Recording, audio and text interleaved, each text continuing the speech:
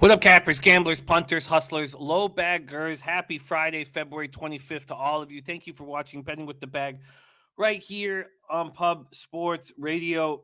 Uh, God, sleepless night for me. Tough night in NHL. Shout out to our guy Clint, started the Die Hard MMA podcast with the Canucks ladder. Man, had the no score first 10 minutes at plus money.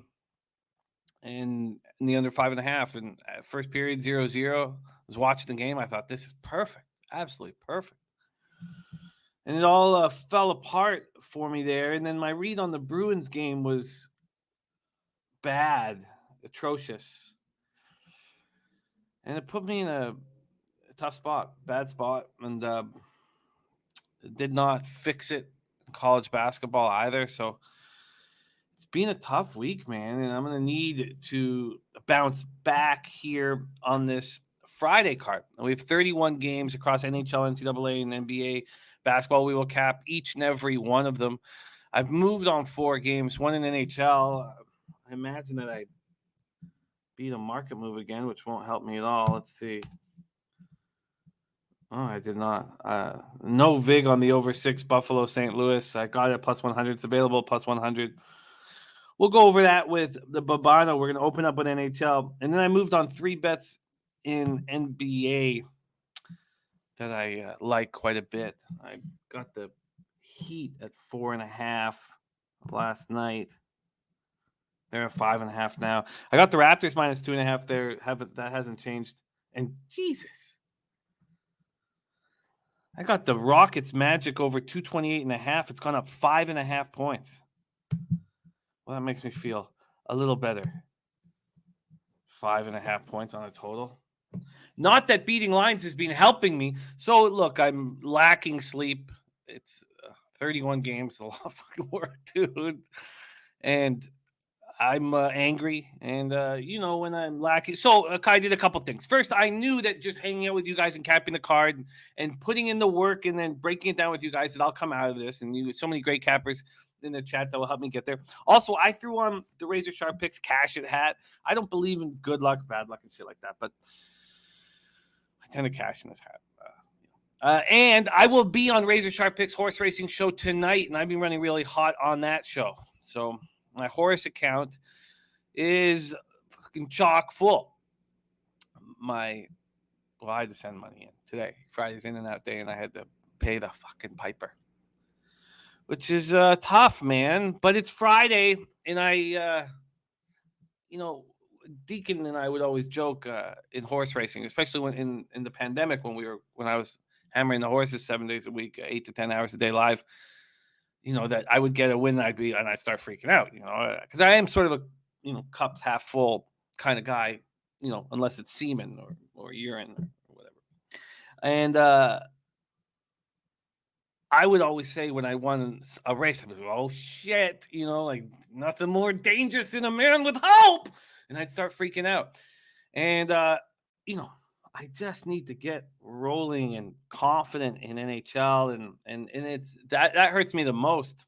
That hurts me the most because I expect to succeed in NHL.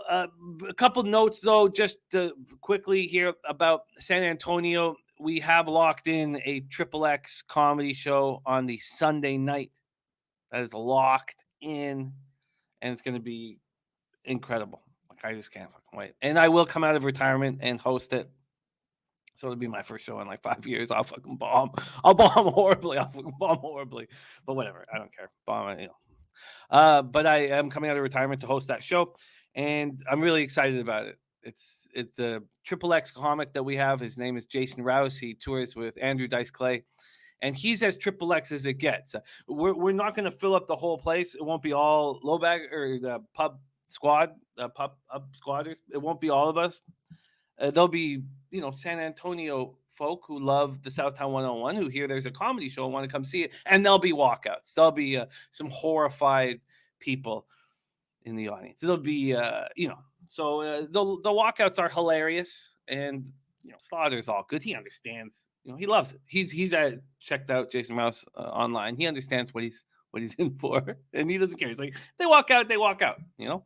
All right, Real Deal Prime in the house. Locke Bresner ready to go, and Dan Kelly with action. I only moved on one spot yesterday, and it was with you, and it was ugly. So we can get back to the goods here. I'm going to pop that right over the NBA.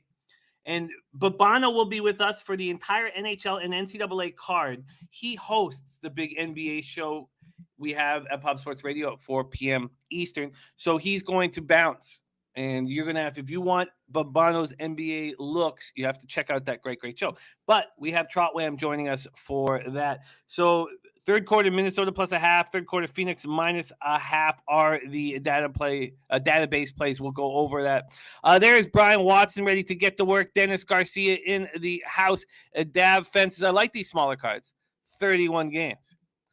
But yeah, no, it is smaller than it's been, no doubt. And what a call by Clint. What a spectacular call. There's Alex ready to get to work. Jay Peasy in the house. Great, great group. Thank you guys all for rolling with us.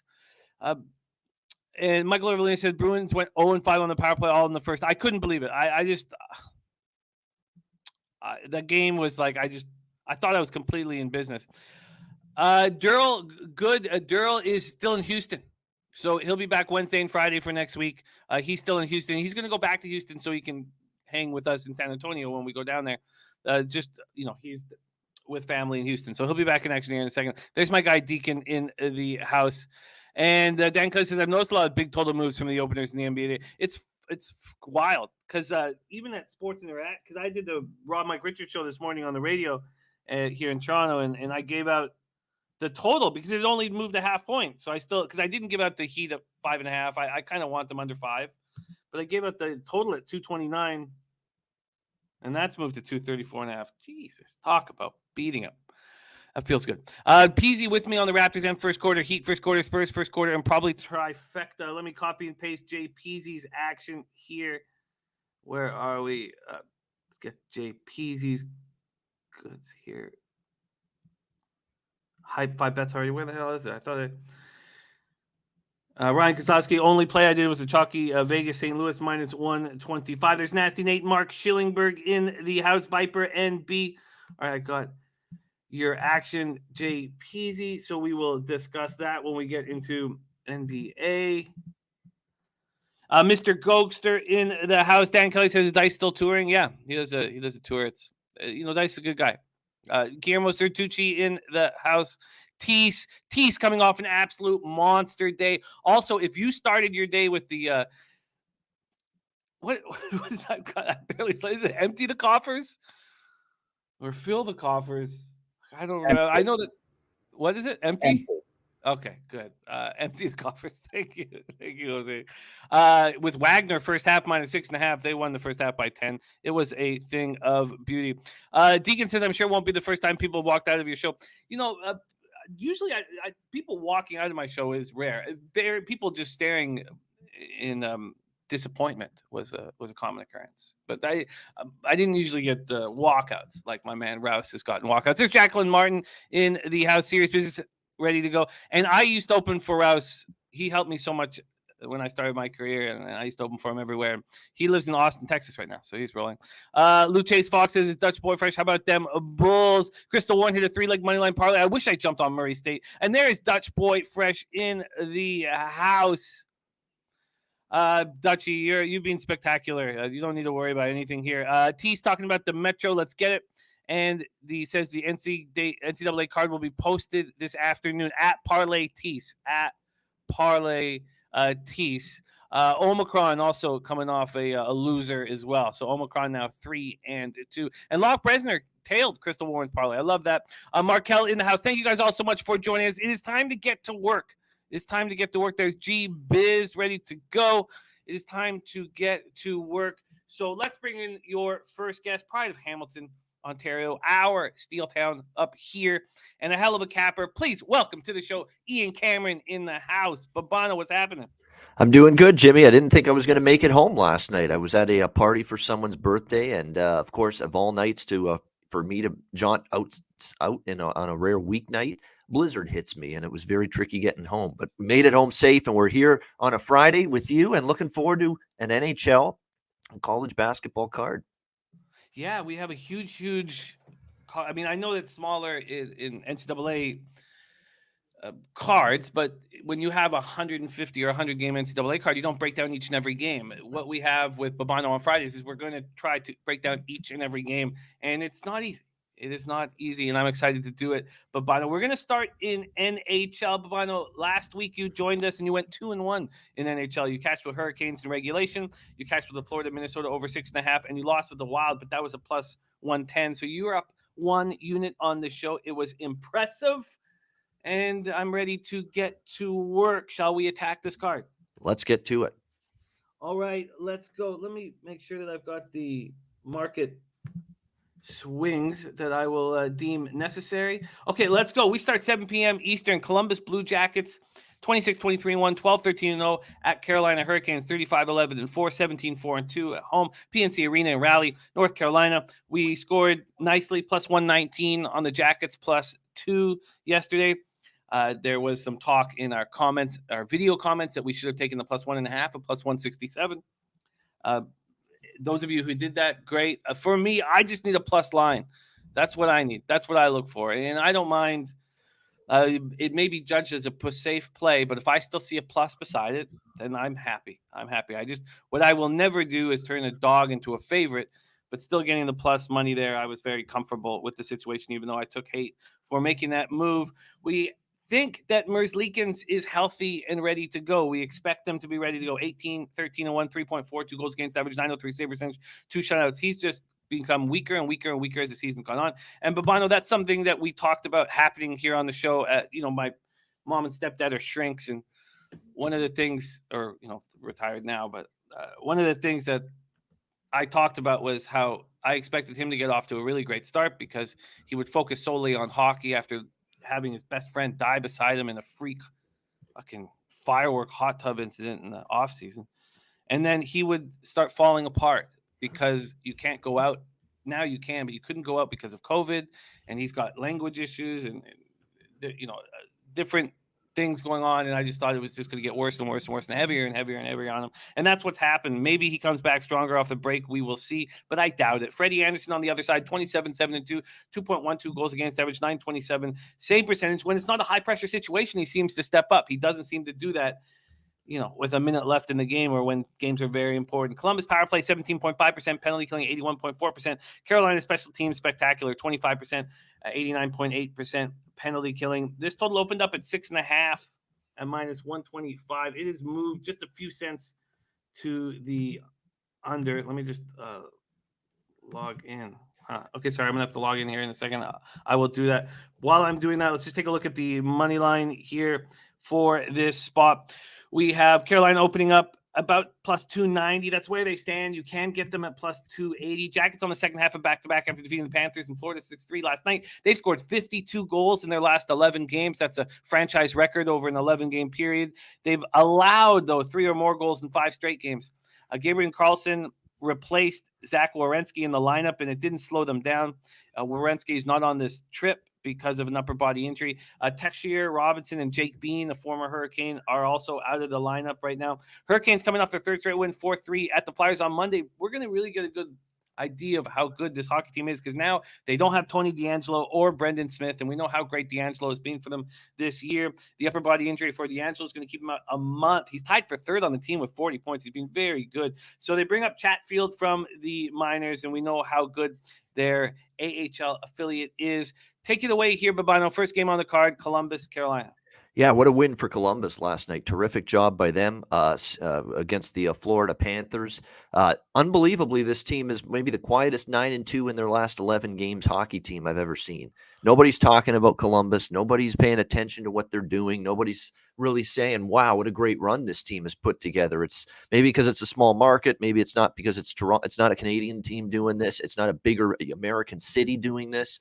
It's the Columbus Blue Jackets. So we just kind of ignore it or pretend like it's not happening. But this team deserves a whole hell of a lot of credit right now. 9-2 in their last 11. They're scoring goals for fun right now, essentially. This offense has come to life. Patrick Laine is one of the most dangerous forwards in the league right now with what he's doing. He's scoring every game. Certainly from a player prop standpoint, that's been a good thing for me. I've been looking at a lot of Lion A goal scorer props and shot props lately, and they keep on cashing in. A great win last night. Certainly a concern of a letdown, and certainly a better spot for Carolina. Rested team, Columbus on the second night of back-to-backs, but certainly not going to see me, though, laying minus 360 against this red-hot Columbus team. I'm just not going to do it. They're going to put Berube back in net.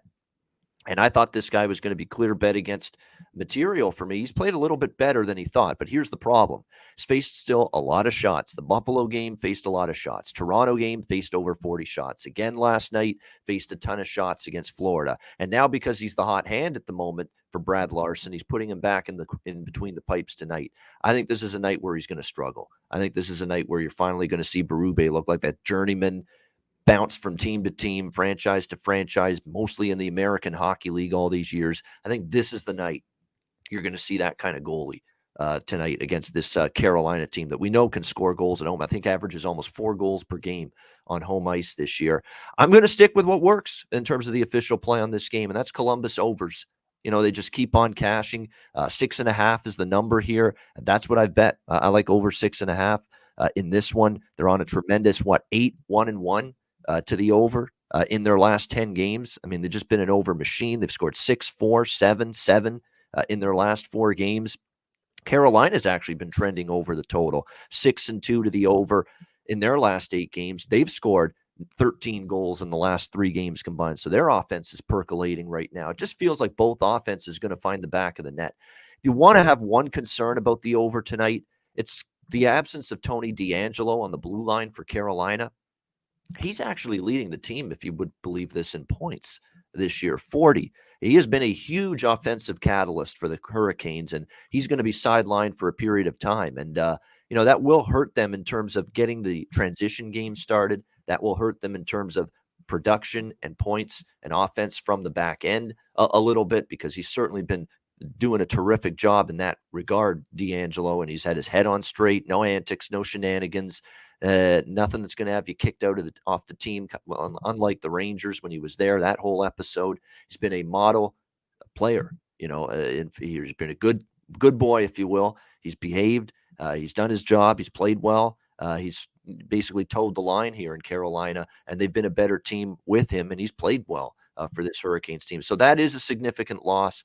But I still think this game can end up going over the total. Worth noting as well, second of back-to-back games, Columbus 8-0 to the over this year on the second night of back-to-back games. So fatigue has clearly shown for the Jackets. It hurts them on the defensive end. To be honest, this isn't a great defensive team. And you mentioned Werenski out, Carlson taking his place.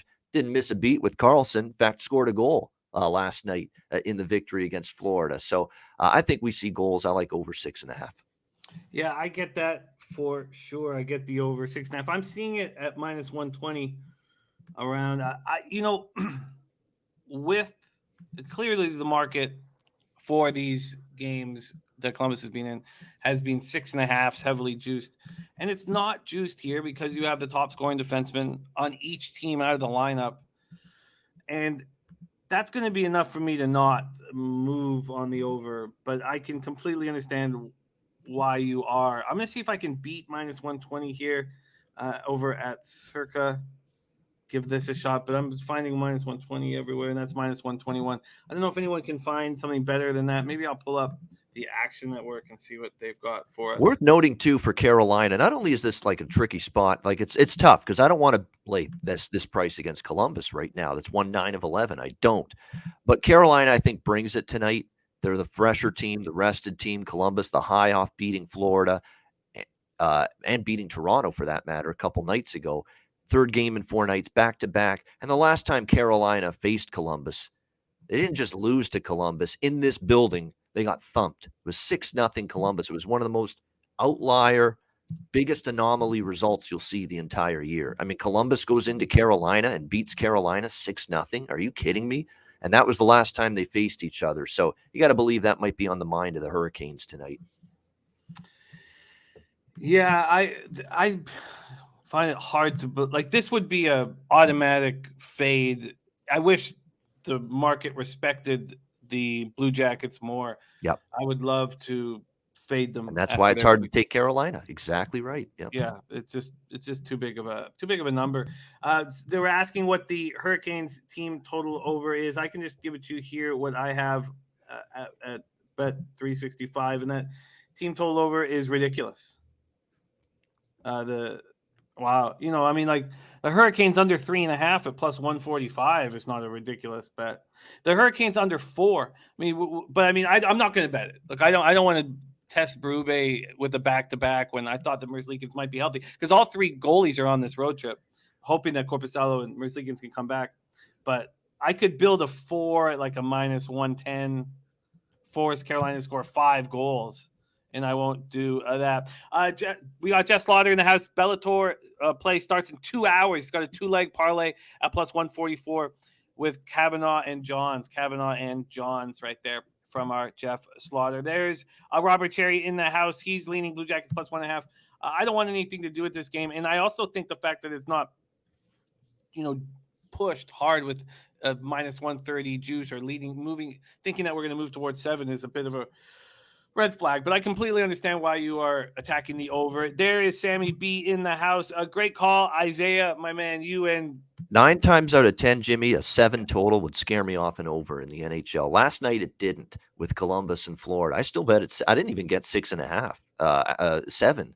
And I still said, plus price, I'm going to take this thing over just because of what we've seen from both of those teams. And it wasn't looking good going into the third. What was it? 2-1 going into the third period. Then you had 6 goals in the third period. Next thing you know, 6-3, 9 goals in the game. It was wild. Like it was a wild third period there. There's DJ Big Boss in the house, and Deacon Mike. So far this NHL season, in all games, the over is hit 376 to 298. That's unbelievable.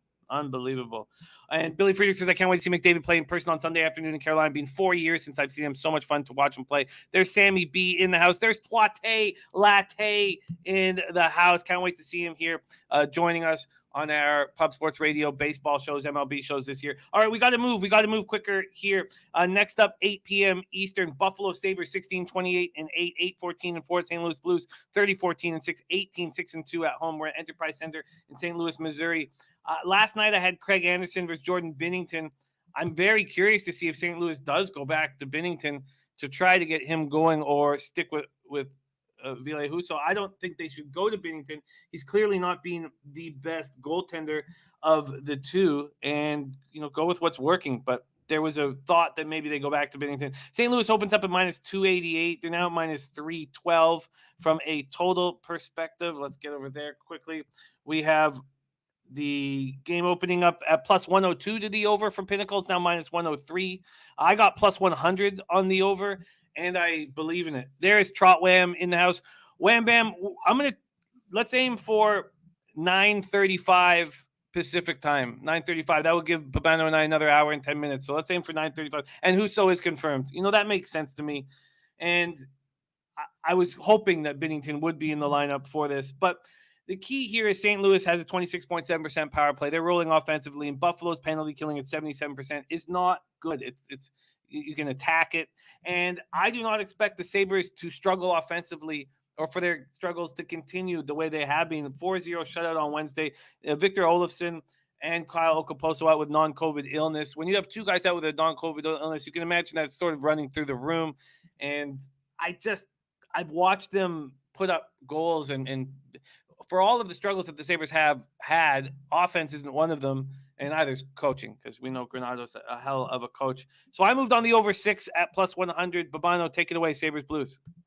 It's certainly the way I would lean. Now with Husso and net, I'm not sure I like it quite as much. And of course, you mentioned Olofsson and Okposo, but never mind them. The guys that have been getting it done for the Buffalo Sabres been that top line. It's been terrific. I mean, other than the Montreal game, obviously they got shut out. Sam Montembeault was very good. And to be honest, the Canadians have played a little better defensively under Marty St. Louis.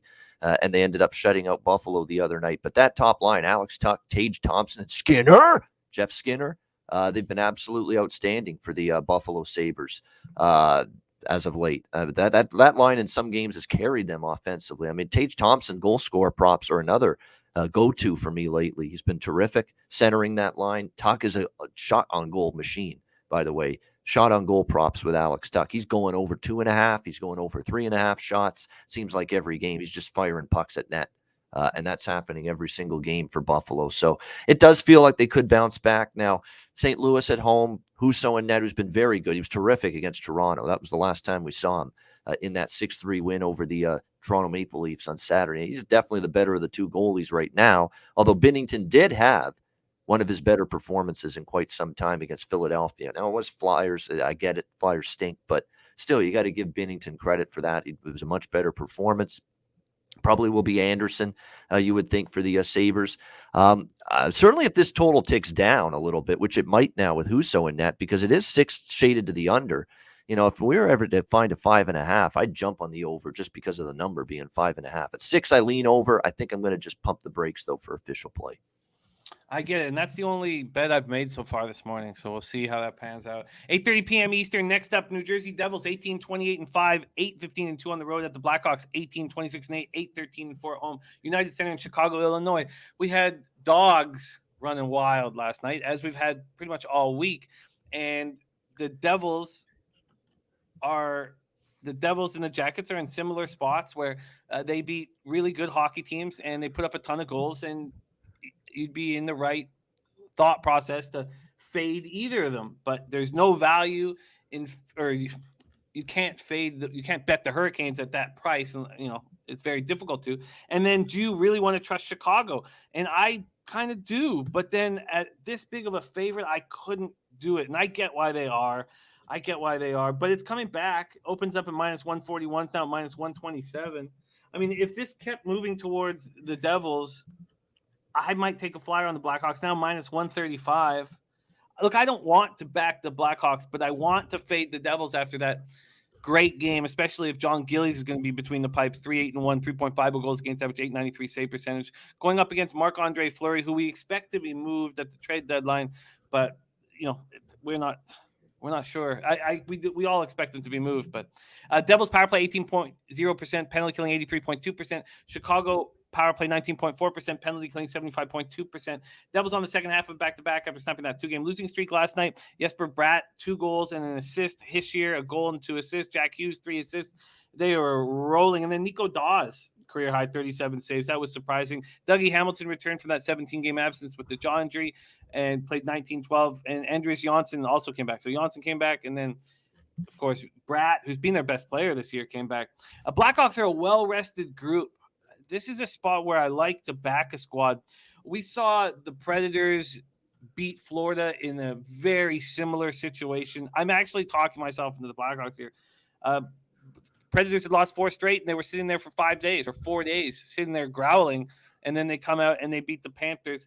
Here, the Blackhawks haven't played since that 5-2 loss at home versus Florida on Sunday. That was closer than it looked. That was 3-2 until 2 empty net goals. Blackhawks have lost 3 in a row and 7 straight at home. But Lankinen is supposed to start one of these games, so I'd be nervous if Lankinen was between the pipes. And Johnny Tave's still out. Johnny Tave's still out with concussion protocol. He's been out for 9 games, but he's practiced yesterday, so there's a thought that it's possible that he will return to the lineup. Top Shelf says just play this game. Deacon says well-rested or not, their offense sucks. And Nico Dawes expected again, Peroto. That surprises me quite a bit. Let's hear... and there's Wally in the house. Great to see you, Wally. All of us are thinking about you and can't wait to see you in San Antonio. Take it away here, Bobano. Devils, Blackhawks. There's no way I'm laying a price with Chicago, even with the rest advantage, the scheduling advantage. It's just not happening. And New Jersey might go on a run here. Now, still, it's hard to trust their goaltending with Dawes and with Gillies until they get either Blackwood or Bernier back, who've been out for a very long time. But Gillies has had a couple of good starts. Problem is he's had a lot of rough ones as well. And Nico Dawes was pretty good last night, but is he going to be a guy who can play that way last night and play that way again in his next start? We don't know that. It's just a young guy. He's inconsistent. So there's goaltending issues galore with them.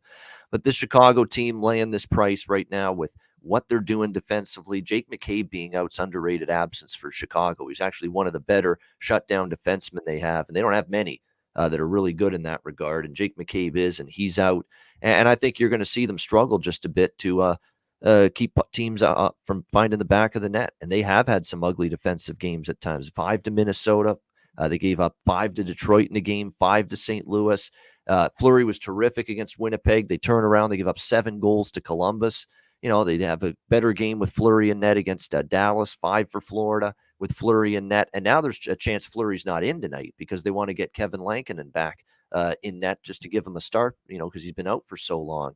It's a team that's got trade rumblings going all around, circling this team, and that can't be good for focus and performance on the ice when you've got all these distractions and trade rumors going around that the team's going to be changed a little bit.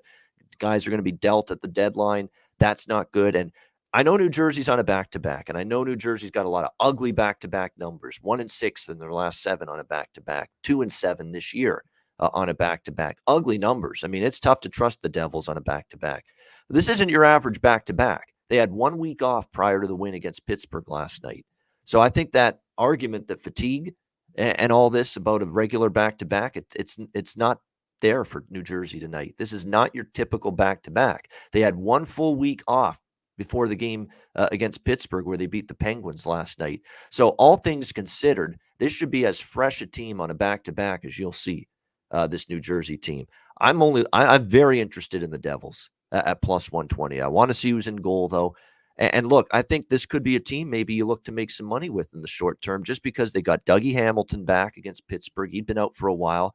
Andreas Janssen returned. Jesper Bratt, who was playing as good as any forward outside of Jack Hughes on this Devils team before he got injured. He came back last night. Look what he did. Scored the first 2 goals of the hockey game against Pittsburgh and put them on pace to win that game. And this is a guy that was scoring goals left and right before his injury. This was a guy that was scoring and shooting the puck a lot as well. Another player from a prop standpoint, Jesper Bratt, that I've been rocking with over and over again. This is a Devils team that might go on a run. I lean Devils here. I probably like their team total a little bit even more. Over 2.5 you can get with the Devils team. Now you got to lay a price, minus 140, minus 150. But I think they get at least 3 goals. I think this team's going to score some goals now. We already saw them hang 6 last night against Pittsburgh. They scored 3 against a very good Tampa Bay team.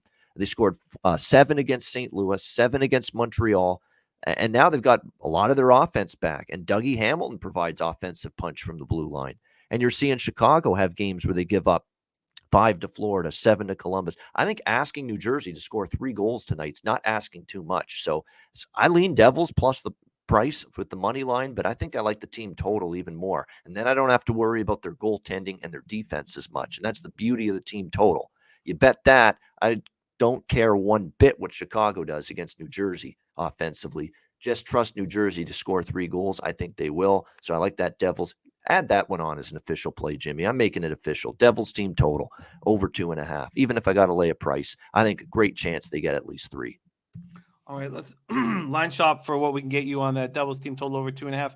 I'm on the other side here. I imagine that the public is going to be all over these Devils. That's why I like the team total more, because I could see Chicago maybe finding some offense tonight. It is still shaky at the back end a little bit for the Devils. It's still Dawes or Gillies probably tonight in net. And the beauty of the team totals, I don't have to worry about that now. Definitely. Like I completely see your side of things, but I'm going to wait. This is a bit surprising. So this is not the case at this point. 47% of the tickets on the Devils, 78% of the cash. So that means there's probably sharp stuff going on with the Devils. So I need to know who's in goal. I can't move on Lankinen. I'd also like a better price than minus 135, and I expect money to come in on these Devils. So it's minus 150 at bookmaker, 150. Let's see what it is at Bet365. What is your limit going to be here with the juice? That is, if it's minus 150 or better, I'll take it. Minus 150 is always the cutoff point usually for me. Okay, it's minus 165, Bet365. We'll lock you in for that Devils team total over right now. So Bobano is locked in for his second spot on the board. So I'm going to wait. I think I just love this opportunity. I was just beating myself up because I ended up, cashing part of that Flames game with the no score in the first 10 minutes. But how often? It's just in every sport, a team with a +7 game winning streak, switching cities, just loses on such a high high number, and then to not go with that. In my thinking, T says Gillies and Fleury. Is Gillies being confirmed? If Gillies is being confirmed, then there's no doubt in my mind that I will be on the Chicago I Blackhawks. see nothing yet, but we'll Okay. see. Maybe RotoWire's just slow to Maybe I should slow update. that We'll down see. because I need Gillies versus Fleury. That's what I need. I need I that. still If see I get Gillies that, and Fleury projected, but nothing confirmed yet. if I get that Gillies versus Fleury, I will attack with the Blackhawks on the -1 line, and it's just a very, very good spot. Now I know they've lost 7 in a row, and you should at home, and it's stupid to try to catch a falling knife. I can New get Jersey's that. actually also 5-2 against Chicago last 7 meetings. So it's But I just love this spot with a team with a 4-day break that just comes off a loss where they played pretty well against Florida, and the score doesn't show that. And we they just did. saw the They Predators did. do the Yep. exact same thing. So, Yep. okay, let's keep rolling. Next up, 9 p.m. Eastern, Winnipeg Jets 22-20-9, 9-10-8 away. They're just so bad on the road. It's unbelievable. 9 wins in 27 games. Avalanche 37-10-4, 21-3-2 at home. Red Ball Arena in Denver, Colorado. We're expecting Connor Hellebuck up against Darcy Kemper. Hellebuck 17-18-8, 2.80 goals against average, 914 save percentage. But I've been watching him play, and he's looking really good right now. Kemper 25-6-2, 2.47 goals against average, 9.919 save percentage, 3 shutouts. So let's move over to the odds here. We have Colorado opening up at -270. That's where they stand right now. There's been no movement there from a side look.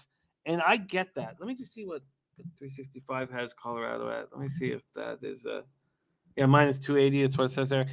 From the total side of things, we have this Avalanche Jet spot slightly juiced to the over 6.5. Slightly. Wild power play at 21%, penalty killing at 76%. Colorado power play at 23.4%, penalty killing at 77%. I expect Sakic to pick up whom he believes will be a top penalty killer in the league at the trade deadline because he needs to fix that if he wants to roll. There's Jay Soul in the house. Great to have you. And my guy, Officer 50, Ayash Allah, says, food for thought, fellow Cavs. 8-0 and Clayton Keller over 2.5 shots on net and Phil Kessel over 2.5 shots. I love that. And there's our guy, Slatsy, off to Vegas this Tuesday with my wife. First trip in 3 years. We'll pop in the chat next week. Have fun, Slatsy. Have a great time. Hopefully you can hang out with Dutch and some of our guys out there in Vegas. But much love to you. Ski Profit also out there. Hopefully you get a chance to roll with Connor Mack and the boys. Okay, so the Jets coming up. Great crew out there. 3-2 at Dallas on Wednesday night. Their last 6 losses have been by 2 goals or less. So they're in these games, and it's Hellebuck. So the Avalanche beat the Jets 7-1 on January 6th in Winnipeg, and it was gross. It was just gross. And I wonder if that still sticks with them. Jets are 9-10-4 under Lowry. Nothing has changed since Paul Maurice gave up on the squad. Avs won their 3rd and 4 games, 5-2 at the Red Wings on Wednesday night. Nate McKinnon has been hurt a lot this year. He's missed 15 games. They're 12-2-1 without him in the lineup. Unbelievable. I mean, Nazem Kadri, 64 points, Rantanen, 61, Makar, 53, Landeskog, 51. But it's Devon Taves who's just been out of this world spectacular. They just have so many spots. I can't believe that the Islanders would let go. Lou Lamoriello made so many great moves in his career. That one's one he wishes he has back. Landeskog scored 2 goals against Detroit. Take it away here, Bobano, Jets, Avalanche. Yeah, obviously no Nate McKinnon the other night. No problem for the Colorado Avalanche. They bounced back after I think one of their worst games of the year against Boston. That Monday afternoon game was brutal for them. 5-1. I can't remember them looking that bad in a hockey game. But they turned around. They beat Detroit. They didn't have McKinnon. They will not have McKinnon tonight either. But the record, I believe, has that been confirmed? It's looking like he's going to be out again. Yes. Or is it questionable? Let me just get the details they here. Because this is a back-to-back. So you're right. Are they probably saving him for Saturday versus the Knights at home? That makes a ton of sense. That would make sense. So I'm thinking he's not going to play. And by the way, the record for Colorado without McKinnon is still pretty damn good. 12-3 this year without Nathan McKinnon. I'm still tempted by Winnipeg a little bit here. Maybe a +1.5 just to be a little bit safer. Puck line, which you'll be able to get at a decent price, even money, around +100 with that. They've been in every game. I mean, but the problem is, how many times can you be in every game, find a way to lose, come up just short, and still bring that, belief the next time out. I mean, the Calgary game was a kick in the nuts. Let's be honest. Final minute, they lose that game 2-1 on a deflection goal by Lindholm. Played a pretty solid road game. Get nothing to show for it. They had a 3-2 lead in the third period against Dallas the other night. Stars tie it up. Sagan on a bit of a fluky overtime goal. They had to review it to make sure it crossed the goal line. It did, and they end up losing that game. And you saw Connor Hellebuck after the game saying, we're right there in all these games. We just can't find a way to make that last play and get over the hump and win these games. So they did have an embarrassing loss the last time against Colorado. I have no doubt it's going to be a very desperate Winnipeg team. It's tough to envision them going in there and winning. I mean, the past history is against them. 1-7 in their last 8 visits to Colorado. That's terrible. This has been a house of horrors for them. 7-1 loss earlier this year to the Avalanche. That being said, you're still seeing this team battle. They're still going to be without some key cogs. Nick Ehlers just comes back. He gets hurt again, and he's out. Christian Reichel out. Cole Perfetti out, although Cole Perfetti's not had the impact in this lineup that I think they thought he might when he joined it. And Andrew Kopp, who's been very much missed, a great two-way center for the Jets. He's missed the last few games. He might be out again tonight. So it's tricky. I think the Jets do have another big punch in them to come back with another strong, hard effort like they had against Dallas, like they had against Calgary. Not going to make it official, but I might put a couple bucks on Winnipeg, at least on the puck line here, plus 1.5 in this spot, especially with Colorado playing Vegas tomorrow night. Yeah, and I agree with Gogster on first period Winnipeg. I just kind of want better than plus 175 for a risk reward there. But I get why you guys have interest in Winnipeg, especially with Vegas on deck. I don't know if I can pull the trigger. We have Ron Crawford's spreadsheet play of the day is on the Avs in regulation here. And I can understand why numbers would point you towards the Avs over the Jets, especially with the Jets on the road. But saving Nate. So Hellebuck's been good. Really as good. of late. Someone was asking about the total in this game. They've cashed 3 straight unders. He's been really good in the last 2 games. The Dallas game, you really can't fault him. He faced 39 shots. The Calgary game, he was terrific, gave them a chance. And Colorado, when they get a lead on home ice these days, they're not pouring gasoline on the fire. They are shutting it down when they get a lead. They are tightening it up. They're coasting home. They're trying to just get home with the lead, get home with the win, not necessarily piling on. Now, they did the last time they played Winnipeg, but Winnipeg was just a mess defensively at that time. I think they had multiple defensemen out back then. 6.5 in this game. This is one I would lean under with, based on Colorado trending under at home, especially lately. Yeah, 74% of the tickets, 78% of cash on the under. I get that too. And with the way Hellebuck's playing, that interests me. I guess, I'm just so gun shy after last night. Under 6.5. And last night I thought I was going to have this huge night, because I cashed with the Leafs -1. I cashed with the Columbus +2. And I'm like, all right, we're in business here. Under 6.5. And the first period for the Jets does interest me. Going to wait on that. Shout out to Ron Crawford. Spreadsheet play today, Colorado in regulation.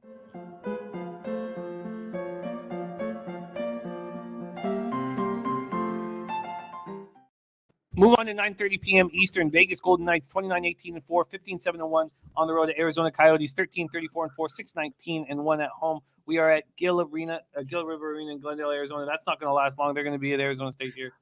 Shoot. Oh man, the NHLers in that stadium are just going to. I can't. I'm shocked. Move this team to Quebec City. Yeah, that's an embarrassment. They're the Arizona State Coyotes now. Essentially, that's what they are. It's get this team up to Quebec City. We want a hockey team in Quebec City. Brissois, and I'm sorry, Clint, about that. 9-4-3 is Brissois, 2.70 goals against average, 903 save percentage, 1 shutout. Wedgwood, 6-12-3, 3.12 goals against average, 904 save percentage. And I like the way Wedgwood's been playing. Vegas power play 19.1%, penalty killing at 79.4%. Arizona at 11.9% power play, just 11.9%. Wow, 73.2% penalty killing. You'd think with Ghost and Kessel that this power play wouldn't be so awful, and Keller, but it's just atrocious. This total opened up at 5.5. It has moved to 6. So we've seen this total move to 6. And from a money line perspective, let me get over here. And we got to speed these last 2 games up because we have so much college basketball to get through, Bobano. But from a money line perspective, Vegas opening up -257. They've moved 10 cents at some books, just 4 cents over at Pinnacle. Brian Watson on Vegas -1. Vegas snapped their 3-game losing streak with a 4-win at San Jose on Sunday night. And DeBoer had one full team practice this week. So they had the week-long break, one practice on Wednesday. And look, I don't know what the right thing to do is when you have a week off with the team. And they've got a ton of games in a short period, and he just wants them to come in rested or fresh. But will they be sharp here? Coyotes coming off their third loss in 4 games, 3-2 at home versus the Kings on Wednesday. Take it away here, Bobano. Knights, Coyotes. I mean, Vegas should win. They're fresh. They're rested. Anyone that wants to beat Arizona should. I don't see why this would be a flat spot. They do have Colorado tomorrow night. That is a concern. Look ahead, maybe. But they had lost 3 in a row, and prior to beating San Jose over the weekend, or Monday night, actually, that game was, I believe, with San Jose. Sunday night it was that game. So you've had 4 days off since then. You got to bank points like this if you're Vegas. You're in a tight, hotly contested race in the Pacific Division. You're battling with LA. You're battling with Edmonton. You're battling with Calgary in this division. You got to get points like this. And Arizona, I don't trust Arizona to beat really good teams if they're in a good spot and if they're rested and if they're focused. And I think there should be, because you don't snap a losing streak like that, which was a rough one, win one game and say, oh, we're satisfied. No, I think you got to come in here if you're Vegas and take care of business. So I'm not involved in this game sidewise or total wise. I mean, Vegas is trying to tighten it up. You can tell right now with their defensive game, trying to help out the goaltenders, who, of course, is still without Robin Lehner at the moment, although there's hinting that he might be ready to return tonight. We'll see. But if not, it'll be either Logan Thompson or, of course, Laurent Brossoit, who's been getting all the starts lately. I think if you like Arizona in any form in this game, why bet that? Why worry about them winning the game? Why worry about the puck line or any of that nonsense? Just bet Clayton Keller to score a goal, because he's the only guy doing anything right now offensively for the Coyotes. And he has been good. He's got goals in 4 straight games. He has 6 points in the last 4 games for Arizona. I think if you're going to do anything with the Coyotes here, just take Clayton Keller to score a point and score a goal. That's what I would do. Yeah, I get that. I completely get that. I have some interest in Vegas not coming in that sharp, but Clint says my Coyotes have been playing awesome. Wedgewall has been very good. He has been good. I'm hesitant He's to back the reason it wasn't Jets much worse against LA. Wedgwood the other night. He was terrific in that game. We'll give him Vejmelka, not so much. In fact, I'm starting to think maybe they should play Wedgwood tonight, because Vejmelka's hit a wall. Vejmelka's really struggled lately.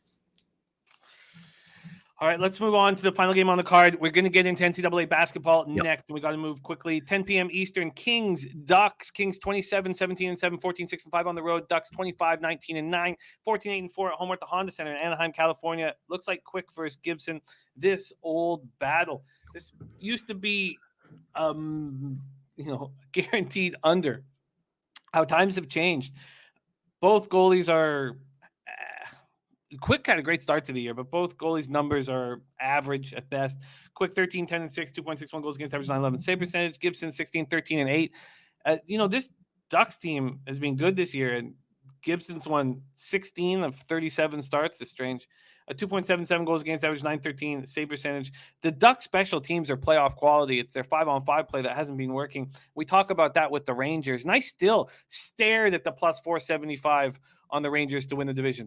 And if the Jackets are up like 3-1 or 4-1 in the game tonight, I'm going to bet the Rangers. My only reason why I didn't is I think if the Coyotes win, I'll get an even bigger line. But I just feel like with the best goaltending in the league with Chesty and such a strong power play that you've got enough there to really be dangerous. But I digress. The Kings power play and special teams are poor. This is a very good I shouldn't say very good. I think this is a good hockey team. I really believe in this Kings squad, but 16.8% power play, 75% penalty killing. It is holding you back. They come up their third straight win, 3-2 at Arizona on Wednesday. I had them to beat Vegas in Vegas at plus 140. That was fortunate. It was an overtime winner. LA's won the first 3 games of a 4-game road swing. And it concludes here tonight. They're 7-1-2 over their past 10. Ducks coming off their second straight win, 4-3 at home over the Sharks on Tuesday. They're getting a ton from Troy Terry, 26 goals, 18 assists, and we know what Zegras is going to be. And then Sonny Milano is good, and he's big, and he can do a lot of things for you. And then Ricard Raquel back. He's trying to extend this run for him. He's got 6 goals and assists over his past 7 games. So LA opens up at minus 116. It's moved at Pinnacle, but most books have them right around there. And then from the total standpoint, this total's at 5.5, and it's slightly juiced to the over. And I know why anybody would want to be on the over 5.5, and I'm not sure why I haven't bet it yet, especially with the way the Ducks are playing. Take it away here, Bobano. Kings, Ducks. Yeah, this is 2 plays for me. Yeah, the over is one of them, 5.5. I mean, I'm not going to argue with the Ducks right now and playing over. I mean, 5 straight for them. Yeah, 5 straight. And every game since the All-Star break for them has gone over the total. They've played 5 games since the All-Star break. They've all gone over the total. And with room to spare. These aren't even getting to 6. These are getting to 7 or more goals in these Anaheim games since the break. 4-3, 6-2, 7-3, 7-4, 4-3. I mean, they've cleared these 5.5s with room to spare. I think we get over the total. The only Kings game to stay under the total was their last game against Arizona, in a game that, if not for Wedgwood, they score way more than 3 goals. That easily could have been an over.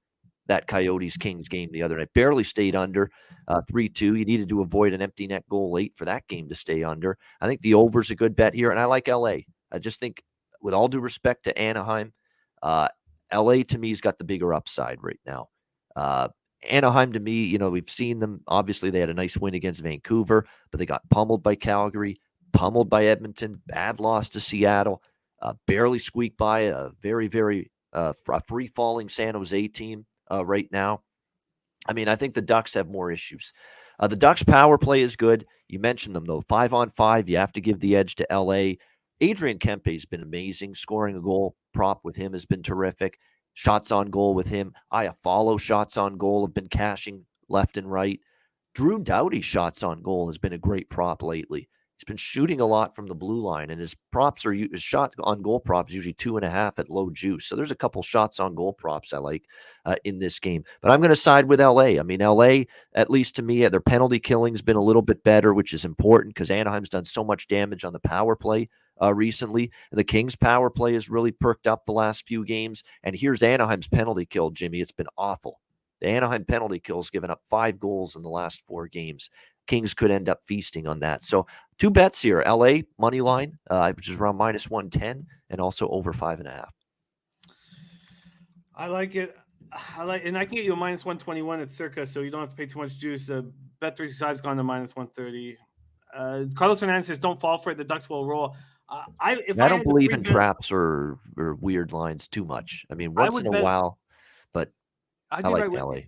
I'd be right with you. I think the Kings are just a better hockey team right now. It's that simple, and I don't think it's even that close, especially with Getzlaf. And they've won 5 straight on the road. They've been a good road team lately. They had a tough shootout loss to Anaheim earlier this year, way back in November. 5-4 Anaheim won in a shootout. They haven't played since then. I think LA gets them this time. All right, let's review action here for our NHL card before we get into NCAA basketball.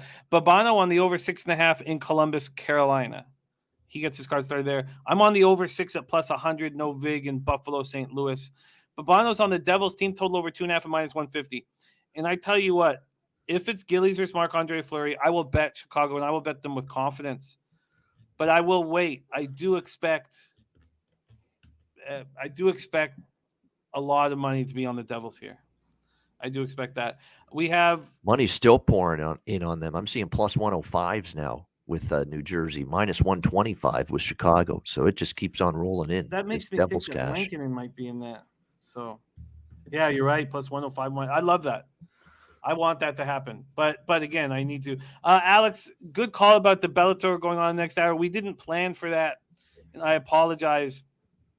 Really, really apologize. But we have a ton of great information on the fights on our YouTube page. Yep. So I didn't know they were doing a daytime card. That's rare for them. Yeah, they're in Ireland. So for Winnipeg, Colorado, I'm interested in the under 6.5 because I trust Hellebuck, and I'm interested in the Jets first period, but I don't know if I have the balls. I did have to pay in this morning, so it's a new week for me, so I can attack, but I'm just and now Billy Friedrich says Lankinen is now likely in net. Well, I'm not going to touch that at all. And then your over 2.5 looks like a thing of beauty, if that's the case. Vegas, Arizona, we are off, but I do have some interest in Arizona first period. And then Bobano's on the over 5.5 minus 121, and the Kings at minus 106 in Kings Ducks. No, thank you for asking, Alex. I wish I had prepared for that, and I apologize. All right, there you have it. That is our NHL card. Bobano coming off a 2-1 week last Friday, and you can catch Bobano here on the show every Friday. Let's move on to NCAA basketball. As we said, there are 31 NHL and NCAA and NBA games on the card, and we will cap each and every one of them. Let's move over to college basketball here. And we have the spreadsheet play today in on App State. We will get to that when we talk about that spot. But we're going to start in the MAC, 6 p.m. Eastern. Akron Zips 18-9 and 11-6 in conference. At Ohio Bobcats 23-5, 14-3. We're at the Convocation Center in Athens, Ohio. And let's see what we are dealing with. This total opened up at 131. We now see 132.5, so 133 is on the board. And money coming in on Ohio. They open up at -7. They're now at -7.5. Akron comes in off their second straight double-digit win, 82-68 at home versus Bowling Green on Tuesday. And Ohio bounced back from that very ugly 75-52 loss at Kent State by beating up on Central Michigan at home, 76-50 on Tuesday. We start in the MAC. Bobano, take it away. Zips, Bobcats. Yeah, Ohio's trying to keep pace with Toledo. They're tied atop the MAC right now, 14-3, both of them in conference play. I love this Ohio team. They're a really good basketball team. Their really only losses were at Toledo, tied for the best team in the conference with Ohio. That was one of Ohio's losses in conference play. And the other was against Kent State. There may be no team hotter in the conference right now than Kent State. The Golden Flashes have been ridiculous the last few weeks. They've been a covering machine. They've been blowing out teams, good teams as well, like Ohio. So I don't fault Ohio for losing that. They bounced back against Central Michigan. You look at Akron on the road. They played good at times. They've had beat Northern Miami pretty handily, but the better teams in this conference on the road, they played at Toledo. They lost 84-76. I don't have a bet on this game, but I'm not really looking to go in front of Ohio. I would lean to them laying 7.5, but it's just going to be a lean for me. It is Akron looking to avenge a loss earlier this year to Ohio. They lost at home 69-63. I just think Ohio is just an overall better team. They've got more options, I think, in terms of the offense than Akron. You look at what they can do and who they've got on the basketball court. They've got multiple great scorers. They've got Mark Sears. They've got Brown. They've got Jason Carter. They've got the big guy, Ben Vanderplas, who is a guy that can score at the rim, can kick out and shoot the three. Very tough to defend that team. We'll see, but Akron's been better lately, but I don't want to go in front of Ohio, personally. I get it. DJ Big Boss liking the points in Akron says they can do it. By the way, DJ Big Boss, we have added to your stash. By the way, very proudly added to your stash. We've been creating this stash for DJ, and we've added to it. We've got her in the house. We've also added this party animal here for you, Big Boss. She's ready to go, and so we've been thinking about you, boss, and just adding flavors for you. All right, let's get back to work here. Yeah, Next up, 7 p.m. Eastern, Harvard Crimson. We head over to the Ivy League. Harvard Crimson, 13-10, 5-6 in conference at Princeton Tigers, 19-5, 9-2 in conference. Jadwin Gymnasium, Princeton, New Jersey. Let's see what we have here. Let's get this. That was a smorgasbord of wrinkled skin and crippled creeks there for you, DJ Big Boss. So I hope you enjoyed that little montage. Crippled creeks is nice touch. Nice touch. Princeton opening up as 7.5-point favorites. Pinnacle has moved it to 7. This total opened up at 146.5 and is now at 142.5.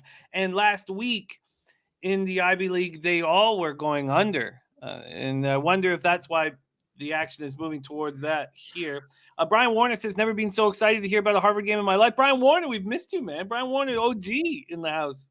OG in the house. Harvard comes in off their second straight win, 77-72 in overtime over Cornell on Saturday. Princeton comes in off their fourth straight victory, 81-75 at Yale on Saturday. Take it away here, Bobano, Harvard, Princeton. Yeah, obviously Ivy League action on a Friday night. Princeton obviously has been just on a absolute tear. No question about that. They've played outstanding basketball in this conference. 4 straight wins and covers, hanging a bunch of points in a lot of these games. Harvard coming off a hard-fought 77-72 victory against Cornell. I had some interest in the over, but then I looked back on the series history, and we've seen the last 3 meetings be 66-58, 70-69, and 61-60. all of those games not even close to the 140s. So Princeton's filling it up, but it just seems when these two teams play, it gets a little bit tighter, a little bit more of a defensive battle. 1-point win for Harvard last time these teams met, but it was a couple of years ago. So they haven't played each other this year. But when you look at the numbers, especially the last 5 games, Princeton just outstanding, shooting 47% from the field, 36% from three-point range. They've been terrific at that end of the floor, and they actually have the better defensive numbers as well in the short term than the Harvard Crimson. Yet this is a rivalry here, and Harvard seems to at times play this team pretty tough. So the numbers and the stats say lay the points with Princeton. That's what you should do. But series history has been pretty dominated by Harvard. You know, they've covered, I believe, 7 of the last 9, and the Princeton point spread covers, they lost by 1 and they won by a single point. There really isn't much evidence here of Princeton being able to beat this Harvard team by margins. So it's a tough game because I think Princeton looks so much better statistically, but Harvard has consistently been right there and been a tough out for Princeton. So the numbers actually dropped, and there's money coming in on Harvard, and I think the series history has something to do with that. It's a conflict game for me, though, so it's a pass. Wonder if Harvard is the look there. I'll put a question mark. Great breakdown. Let's move over to the Sun Belt, Fun Belt. We're going to stick here for 2 games. At this point, we start at 7 p.m. Eastern. UL Monroe 13-16, 5-12 in conference at Georgia Southern, 11-15, 4-11 in conference. We're at WS Hanner Fieldhouse in Statesboro, Georgia. Let's see what we are dealing with here. We have Georgia Southern opening up at -3. That's where they stand right now. This total has only moved up a half point. So there's been very little market movement on this game. UL Monroe comes in off their 4th straight loss, 82-70 at Georgia State. And Georgia Southern comes in off their 6th straight loss, 82-69 at home versus the Louisiana Raging Cajuns as 1-point dogs on Wednesday. That came on the heels of a home with Georgia State. They lost 79-63 on the road and 58-49 at home. And Georgia Southern also won at UL Monroe way back on January 27th, 50-45 in a very low-scoring game. So a lot of ability to kind of break this game down. We have a common opponent in Georgia State. They've also played each other recently or on January 27th. So a lot of stats for us to kind of break down here. Take it away, Bobano, UL Monroe, Georgia Southern. Yeah, I like UL Monroe. This is an official play, +3 for me. The Warhawks here. They're in revenge. They lost on January 27th at home against Georgia Southern. Georgia Southern was a 1-point road underdog. They won 50-45. How about that for a low-scoring game? 4 straight under, by the way, in the series history with these two teams. So you've got road underdog in revenge for a home loss. That's been a good betting angle in college basketball. Road team that loses the first game at home, they're a road underdog in the rematch, and the road dog's usually a good bet. I think it will be here. Monroe's obviously lost 4 in a row, but they lost to Georgia State, one of the better teams in the conference. ULL is pretty decent, and Texas State's the best team in the conference. So there's nothing to say that's not really a bad loss in that last 4 games for Monroe. Whereas you look at Georgia Southern, ULL, Georgia State twice, Coastal's decent. App State's not bad. A bad loss to Troy. Troy's not that good. Georgia Southern lost to them. And you look at UL Monroe, road underdog has been a good role for them in conference play. They pushed the closing number against Georgia Southern as a road dog in their last game.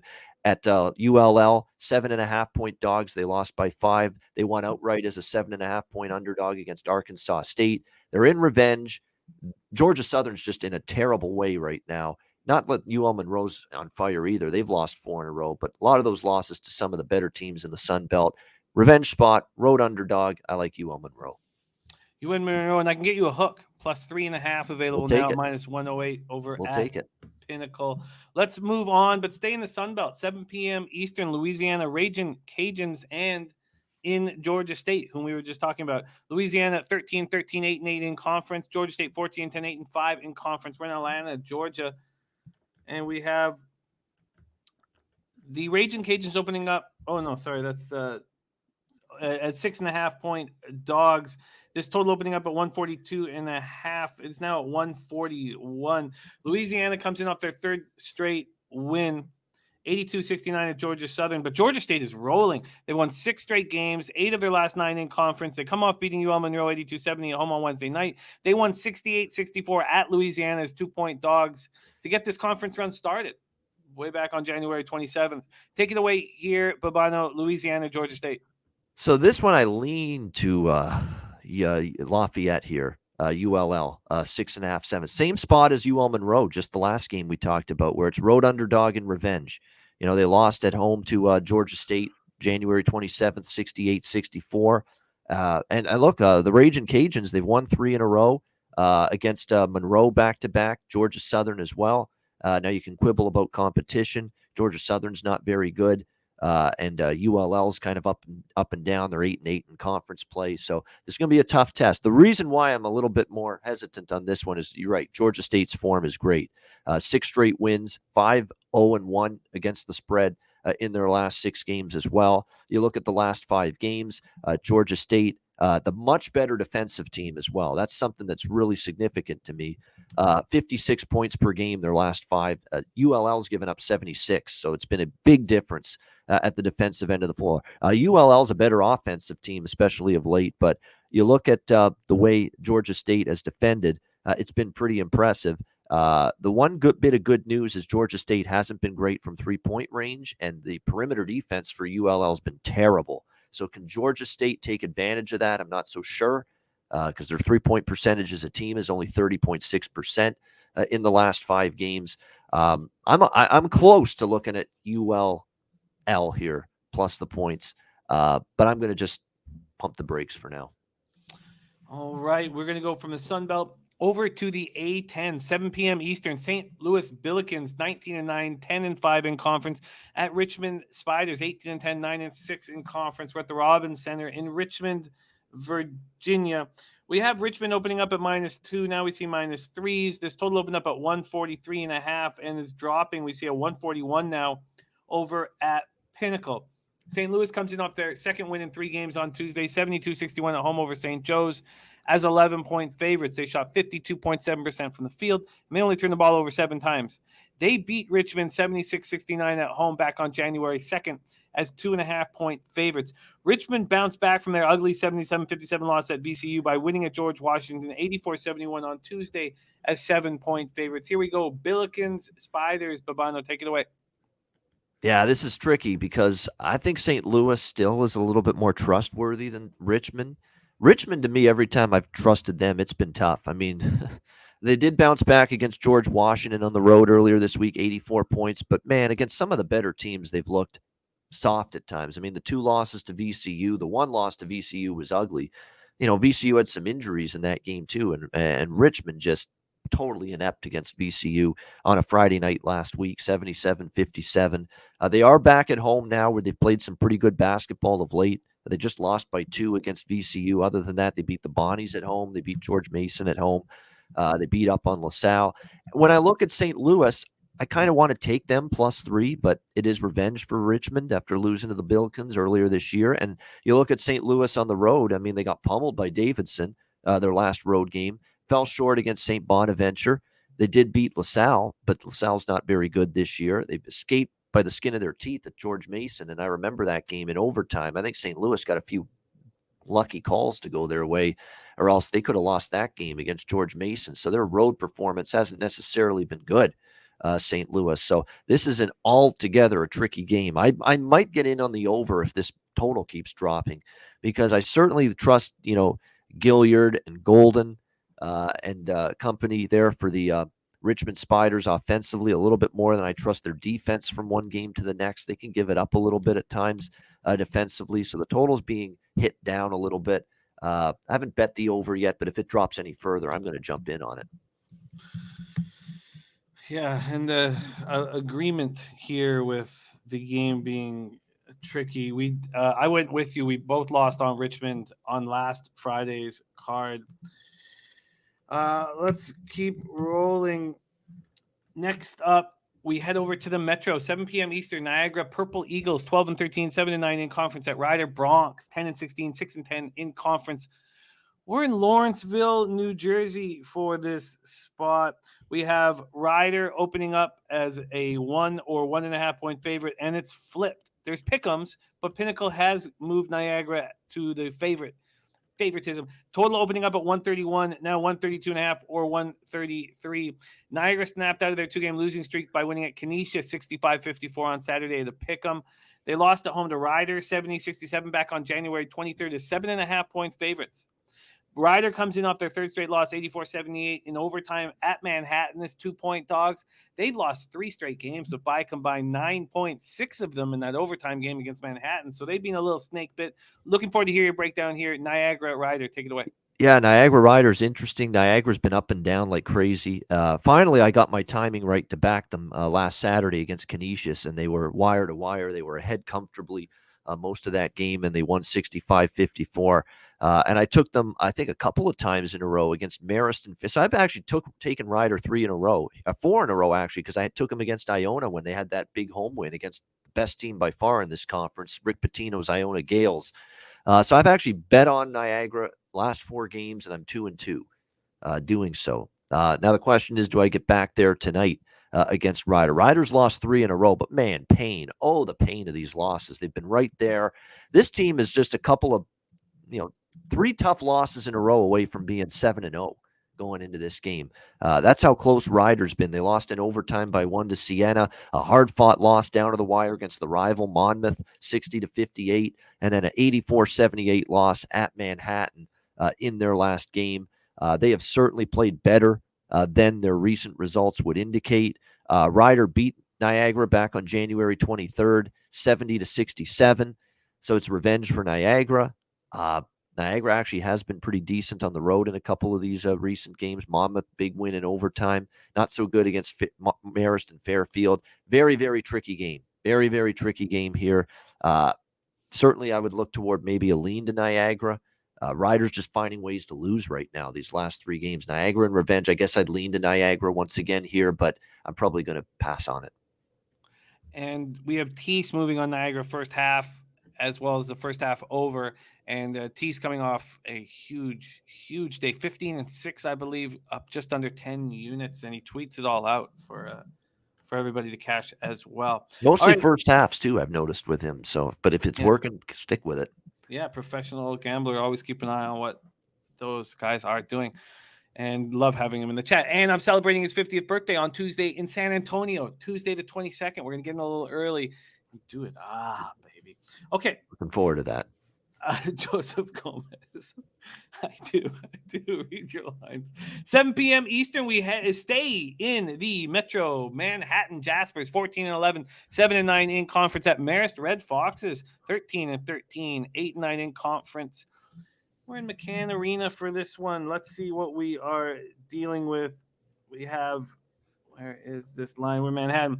Marist opening up as 6-point favorites. They've moved to 5. This total opened up at 141, and it has dropped 2 points to 139. Manhattan comes in off their third straight win, 84-78 at home in overtime over Ryder. Again, we just talked about Marist is rolling. Coming off their 5th straight win, 67-66 at home over Quinnipiac on February 20th. They lost to Manhattan on the road, 72-66 back on January 30th. But this is a much different Red Fox team. Take it away here, Bobano, Manhattan, Marist. Yeah, I like Manhattan here, the Jaspers +5. I'll make that official. It's revenge for Marist, but this is one of the times I'm not going against the revenge spot because I don't like what I've seen from Marist as home favorites this year. And it's been a routine bet against for me. Fairfield, home favorites, lost outright. St. Peter's, home favorites, lost outright. This is Marist I'm talking about. Canisius, home favorites of 6. They won by a single point. 2.5-point home favorites against Niagara. They finally got a win and cover, 77-70. And then the last game, home favorites against Quinnipiac, 5.5-point home favorites. They won by a point. This is not the kind of team I trust laying more than a bucket at home. I mean, it's just proven that way, that Marist has not been a good home favorite. And Manhattan, Masiello's been here forever. I'm shocked that he hasn't, moved on, or maybe he's just happy, being in the New York area. Who knows? But he's been here coaching here forever. And after a really rough go, they lost a bunch of close games. Like Ryder was pretty close. Canisius was close. They lost in overtime to Niagara. It looked like the season was falling apart for them. but they've really turned it around. 3 straight wins, 3 straight covers at Quinnipiac. They beat them by 17, beat Fairfield on the road outright as 4.5-point dogs. So back-to-back underdog outright wins. And then they were 2.5-point favorites at home against Ryder, and they found a way in overtime, 84-78. They're playing their best ball of the year right now, Manhattan. I just think it's a few too many points, and I'm looking at the Jaspers. All right. We also have Steve G on the over 138.5. Some tricky spots over in the Metro. Let's stay here and talk about a team that you cashed with last Friday. That's the St. Peter's Peacocks, 12-11, 10-6 in conference at Monmouth Hawks, 18-9. Also 10-6 in conference. Ocean First Bank Center in West Long Branch, New Jersey. Let's see what we're dealing with St. Peter's. They open up as 4-point dogs. They're still there. This total, though, is climbing slightly. It's not climbing at Pinnacle, but it's climbing at other books. Open at 131.5. St. Peter's comes in off their third loss in 4 games, 84-70 at Siena as 2-point favorites. They defeated Monmouth back on January 14th as 5.5-point dogs. Monmouth comes in off an impressive 71-59 win at home over Siena as 7-point favorites. Let's roll here in the Metro, Bobano, St. Peter's, Monmouth. Yeah, this is a team that is very talented, Monmouth, and they haven't necessarily always played like it. I mean, with George Pappas, Walker Miller, a transfer out of North Carolina, Shavar Reynolds, transfer out of Seton Hall. This is a good team in terms of talent, but man, they haven't always played like it. They play some silly basketball. They turn over the ball too much at times, and they just look disjointed at times for all the talent they've had. They've had some terrific wins, and they've had some just horrible losses. I mean, you look at Monmouth, a great game last game against Siena at home. Wire to wire, they were comfortably ahead. They won by 12. Before that, they struggled against Ryder, barely squeaked out the win. They lost to the best team, Iona. They had a nice win against Manhattan, but they've had some head scratchers. They lost as favorites at home to Niagara, who've been inconsistent. They got blown out by Marist at home as 7-point favorites, 83-58. So results have been all over the map here for Monmouth. Yeah, you're right. I cashed a ticket with St. Peter's last week on this show against Fairfield. They won 70-59. Good performance in that game. Revenge spot for Monmouth. They lost 67-62 to St. Peter's. Spot-wise, I lean Monmouth. But St. Peter's as a dog is just not something I'm rushing to bet against. St. Peter's is a good defensive team. They've been that way for years. They're usually at their best when they're catching points. And I could see this one being a one-possession game. So back and forth I go means I pass. All right, and we are going to stay in the Metro. Next up, 7 p.m. Eastern, the Canisius Golden Griffins, 8-19, 4-12 in conference at Iona, 22-5, 14-2 in the Metro. We're at Heinz Athletic Center, New Rochelle, New York. Let's see what we got here for this spot. Iona opening up as 15.5-point favorites. Let's move to 15 in a couple books, and the total opening up at 144 is down to 143 or 142.5. Canisius comes in off their third straight loss. Ugly, 65-54 at home versus Niagara on Saturday. Iona bounced, and that was at a pick'em. Iona bounced back from their only 2 conference losses on the road at Niagara and Siena by winning 3 straight. They were last seen beating Fairfield 76-58 at home as 11-point favorites, and they beat them up.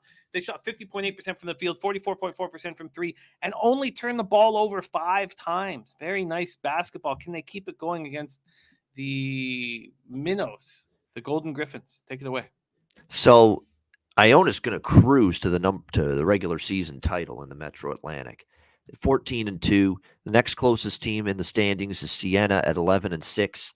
They're going to win this conference, at least the regular season. They're probably going to win the conference tournament too. It would be an upset, if someone knocks off Iona in the Metro Atlantic Conference tournament. Tyson Jolly that's a good player that played high-level basketball and power conference programs. He's here at Iona. I mean, Rick Pitino's obviously, it's Rick Pitino. Because he's coaching this team, you're going to get players to come and play for him here at Iona, and that's exactly what he's been able to do. But here's the problem with laying this many with Iona. Focus. That's the word. Focus. Is the focus going to be there for Iona? Because we've seen this team have these lackadaisical games. And let's not forget, we are talking about a team that for the large part of the conference season, especially since late January, has been an overvalued team. And I've made a decent amount of money going against them at times, and I've picked my spots well, with Iona or going against them. I took St. Peter's against them. I took Niagara against them. Siena. There's a couple spots that Monmouth, and the Monmouth barely got the point spread cover. Iona was 8.5. They won by 8 in that game, but we took advantage. Now, I did go against Iona last week with Fairfield. Fairfield was getting 12. Fairfield's been giving Iona a hard time. Tough out for Iona. They played in the conference tournament last year, but Iona was just too much for them, 76-58, and it was a horrible shooting day for Fairfield. 19 of 53 they shot. Awful, Fairfield. And yet still, within a striking distance of covering that number. Canisius is bad. Like, I'm not going to make you seem like they're a good team. They're the worst team. You're talking about the best team, 14-2 in conference. The worst team, Canisius, 4-12 in conference. But I could see Canisius hanging around here because of the disinterest for Iona. They're cruising to the number 1 regular season title position. Canisius is off a bad loss to Niagara, 65-54. But that was a week ago. They've had a week to get ready. If anything, at least a week to try to formulate some kind of plan to hang tough against this very good Iona team. And let's not forget about what they've done as road underdogs, Canisius. 4-point loss at Fairfield, covered. Marist, 6-point underdog, lost by 1. Monmouth, 11.5-point underdog, lost by 5. So they have had spots where they've stepped up. The losses to Siena and Ryder by 8, and by 8, both games they lost by 8. So you look at these last 5 conference road games for this Canisius Golden Griffins team, they haven't lost any of them by more than 8 points. This feels like a big number. I don't know if the focus is there for Iona. I'm going to take another shot going against them and take Canisius here, plus 15.5. Ooh, wow. Okay. Plus 15.5. You're rolling with Billy Friedrich, so you're in good company. I will. And this is an underdog not all the time, but usually if you back dogs in the Metro Atlantic, you're putting yourself ahead of the game for the most part. I like it. And I'll line shop for you. Let's move on. We have 2 games in the Big Ten that we get to cap today. First one comes at us at 7 p.m. Eastern. Northwestern Wildcats, 13-13, 6-11 in conference against the Nittany Lions out of Penn State, 11-13, 6-10 in conference. We're at Bryce Jordan Center in University Park, Pennsylvania. We have Northwestern opening up as 2-point dogs. They're now 1.5-point dogs. And this total is sitting at 129 across the board. Northwestern snapped out of their 3-game losing streak with a 77-65 win at home over Nebraska on Tuesday night. Penn State had their 2-game winning streak snapped in a 67-61 loss at Maryland on Monday night. Take it away here, Bobano. Big Ten action, Wildcats, Nittany Lions. Yeah, I like this game over the total. And I know it's a low total here, 128.5, 129, but I'm going to let series history dictate it for me. We've seen these teams play each other 4 times since February 2020. We had 138, we had 149, we had 159, and we had 144 total points in these games, way over this number. Now, I get it. Penn State's not great offensively. They don't play fast, all that stuff. No question. And they've been an under machine here in Big Ten play. We saw them score just 49 against Wisconsin, 57 against Michigan, 61 against Maryland in their last game. How they only scored 61 against Maryland. So there is concerns. Penn State's even shown at times they can't score against mediocre teams in this conference here. But Northwestern defensively, I don't like what I see from them, especially on the road. They've had some issues at that end of the basketball court. They've given up 70s in 3 of their last 4 games. Chris Collins has talked about he's been worried about this team's effort level the last few games, especially at the defensive end of the floor. So when I look at this matchup here, I think this is an opportunity to get these 2 teams rolling a bit offensively. And when you look at some recent numbers, you look at some really bad shooting nights for a couple of these teams. You look at both of them grayed out as teams that, based on uncontested shots, that means teams, and then this is a stat I've tracked a little bit more this year, based on the number of uncontested shots they both had this year, they should be shooting a higher percentage than they are. So they are just getting uncontested looks, and both of these teams are struggling to make those uncontested looks at a higher than above average clip. That, to me, is not sustainable. You got no one around you. You don't have a hand in the face. No one's right up on you, guarding you. Eventually, when you get these wide open, clean looks, they're going to start going in. And I think tonight, in a game like this, with a series history that has been way more points between these 2 teams head to head than the total we're getting here, I think that's a good spot to buy low on the over here. So I like over the total here, Northwestern, Penn State. We can get you over to 129 at minus 107, available at Circa. And with the Canisius spot, do you want Canisius plus 15.5 at minus 114 or plus 15 at minus 105? We'll do the 15.5. We'll do the 15.5. All right, taking the hook. Okay, let's roll. We have Bobano on the over 129 in Northwestern Penn State. Alex is backing Penn State here. Let's keep rolling, and the over. So he's with you on the over.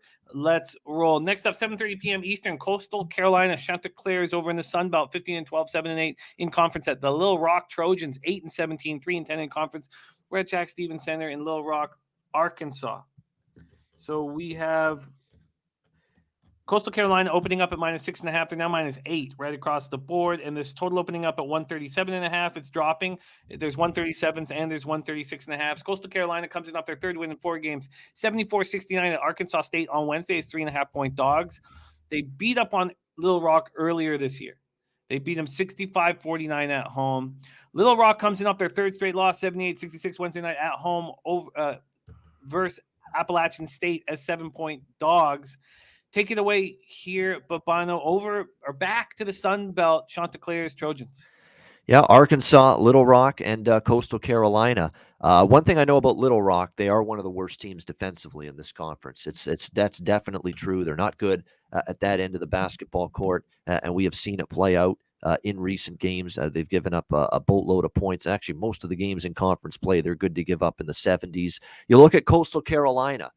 I don't know what it was, but earlier in conference play, their defense was pretty good. Their offense was kind of struggling a little bit up and down.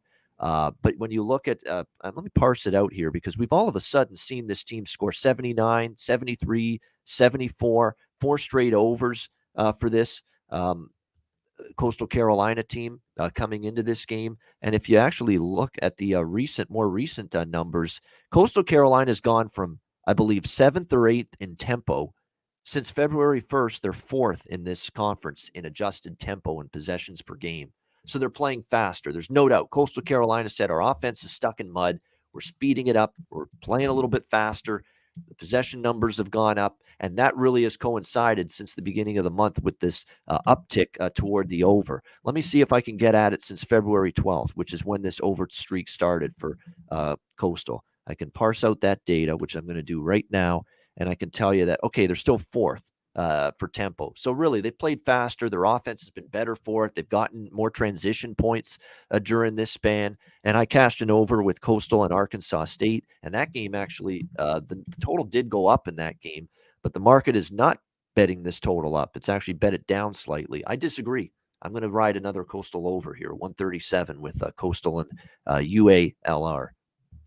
All right, let's see if I can beat that at all. Yes, I can. And this 136.5 at Pinnacle's even juiced to the under. So I'm going to get you this over 136.5 at minus 105 for Coastal Carolina.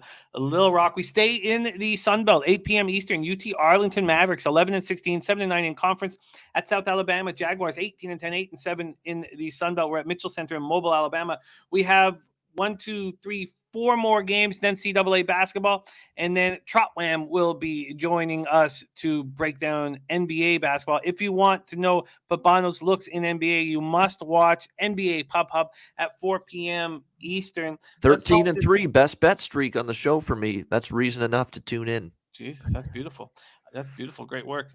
Okay, let's go UT Arlington, South Alabama. This total sitting at 132 or 133, depending on where you shop. And Pinnacle has dropped South Alabama down to 7. There are 7.5s and 8s on the board. UT Arlington comes off their second straight loss, 59-53 on Wednesday night at Troy as 4.5-point dogs. They defeated South Alabama in a very tight affair, 89-87 at home earlier this year. And South Alabama comes into seniors night as losers of 2 straight.